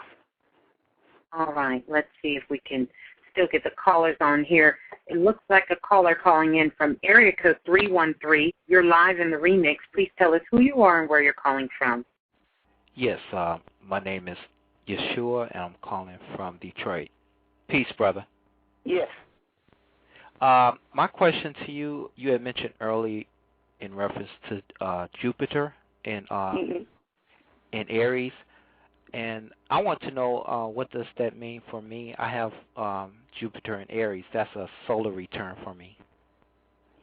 It just those are just things in Astros. It just will be a strong time for you. But remember, like I said again, all of that stuff is nothing but certain energy and configurations taking place. Ultimately, it's for quickening. And when I say quickening again, I mean it's for evolution. That's what all that stuff is. You see what I'm saying? That's what that is. You see. So use the energy at a time for learning. You see what I'm saying? Okay. You know, for learning. So convert the energy into for things that's going to be evolutionary. You see what I'm saying? And that's what it is, you know. But ultimately, now remember now, this is another thing, too, about astrology. There's no laws that say that you are fixed to those signs. Right. What I mean by that, if you look at the zodiac, you will see a circle and you will see a dot in the middle. You'll see a circle and you'll see a dot in the middle. And then you have the lines that give you your houses. What they don't tell you here is the more and more you evolve, you go closer and closer to the middle where the dot is, and you can access all those houses. So believe it or not, in all honesty, you're probably not at the level astrologically or where you were in 1995. You have been evolving. You see what I'm saying? So that's enough. So you mean more so function within that whole circle, like within the whole circle and stuff like that. As a matter of fact, let me put it this way: I used to be a fast, and there's still some fast things. But over the years, people have sworn that I have been damn near every sign there is. That's because if you're growing, you're accessing all those particular signs, and that's the journey of the hero. Oh, okay. Like for example, like the whole 360 degrees, right? Yes, a circumference. It's just like I was talking about when I talk about all those animals, and they can do various things. Well, if you're stuck on the basic level of those houses, you're stuck in those signs. But as we are evolving into gods, we can access the whole zoo type and do all of that. And that's what's happening. That's what's happening with the DNA. We're not necessarily just fixed to a house, especially if you are conscious and you are awake. Now, the goyim, or what they call the dross, is fixed to certain things. I got you. You see what I'm saying? Now, this is one where we're going to make a call on. If you are in the New York and New Jersey area, take your ass down and see the King Tut exhibit. Here goes again. We are very inferior people. Now, that shit, they're going to be 6 months. And I guarantee you, some of you asshole conscious people will not go see it. Why? Because you haven't been exposed to things. You haven't been reading things. That's what we got to do. Break out of the goddamn pack. This shit came to Atlanta, and for 6 months. And the last days, niggas had to run down to see the damn shit, and some people didn't see it at all. You see, but people went to see it and had all kind of experiences. The experiences that were going that ended up going on after it was long gone. So the point I'm trying to make, if you are in those particular areas, go see the damn exhibit. Don't be a nigger. That's the worst shit on the planet. A fucking no good ass nigger. You see what I'm saying? Go see the doggone exhibit and get the quickening, get the stuff. You see what I'm saying? Let me give you this way. Every white motherfucker with sneakers on, every white person who had toenails, every white child that had goddamn fingernails, went to the one down here in Atlanta. Went to it in Atlanta. We are animals.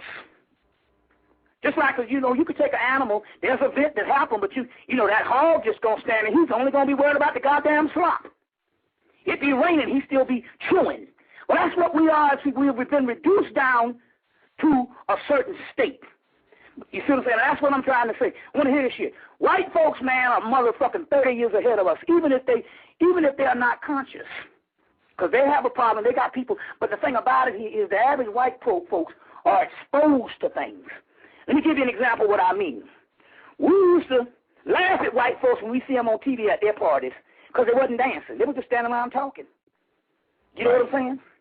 Standing around talking. You see us, we just are dancing under dancing under dancing. When you done came in contact with people. That's because when you engage in so much conversation, over the course of so many umpteen years, you get to be exposed with something. You see what I'm saying? Even if later on this conversation come up about something, you go, oh, I've heard of that before. Because you are always in a system of exposure when you have multiple conversations. What we do, motherfucking dancing. You see what I'm saying? There's a time for that. But the point I'm trying to make, we used to laugh at white folks when we see them on TV. What the fuck is that? They just stand around talking. And that's the problem. Why the fuck you think that Starbucks is so popular?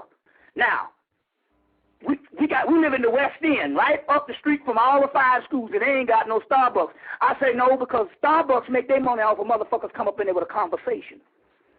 You see what I'm saying? Not just the goddamn coffee. And they've been rich off that shit. The point I'm trying to make here is we're not exposed enough. When I seen them 2 7-year-old white girls buying spell books, and one was buying hypnosis and stuff like that, and they were 7. Let you know, man, we're that damn so advanced. But I'm trying to say, but when you don't expose yourself to something, it leads to the onset of mental illness. If the brain, let me explain what I'm talking about here. Let's say when you get pregnant, a lot of women got to go to Lamar's class. That is because they have to work, because there's an old thing when a lot of people used to die back in the day. They would sit around. I had a cousin like that in the 60s. She sat around. In the 50s, she just sat around on her fucking ass. And the baby grew to her fucking womb, and when the baby came out, it ripped her apart. Well, the same thing with the brain. The brain is there for learning. And when it doesn't get a certain amount of information and exposure to things, it becomes atrophied. You see what I'm saying? It becomes atrophied. And that's when the onset of mental illness. You know, a lot of things we do that we think is goddamn funny, and a lot of things we do is a form of mental illness. So what I'm trying to say, I'm just trying to say, for those people in them surrounding areas, take your ass to see the fucking exhibit. You see what I'm saying? See the exhibit and stuff like that. And get out of another culture, you see what I'm saying, of just being shit on a fucking stick. Give me some more questions. All right. I have one last question. Yeah. In numerology, what would the Master 22 represents? Because I was born on the 22nd. 22 is Mayat. It's Mayat, which is it's a master number, but it's also in the scale out of Egypt. They had a numerical scale from Egypt. That's Mayat, which is talking about. And Mayat is ultimate. It's not just balance. It ultimately is completion. It's called Tikkun in Kabbalah. So so that's 22. You see, that's when they killed your girl. She was 22. They was accessing that Mayat energy. Your girl Aliyah. Yeah, Aliyah. Yeah, she was 22. Right. Okay. Well, thanks a lot, brother. And peace, and thank you, Miss Blue. All right. Peace and blessings. We're going to continue on. For those of you who are still on the phone lines that can hear me, press 1 if you have a question. I am going to go to the caller. It looks like they're calling in on Skype, and the number, their name is, I can't see their name, COON, it looks like. You are live in Remix. Please tell us who you are and where you're calling from. Hello?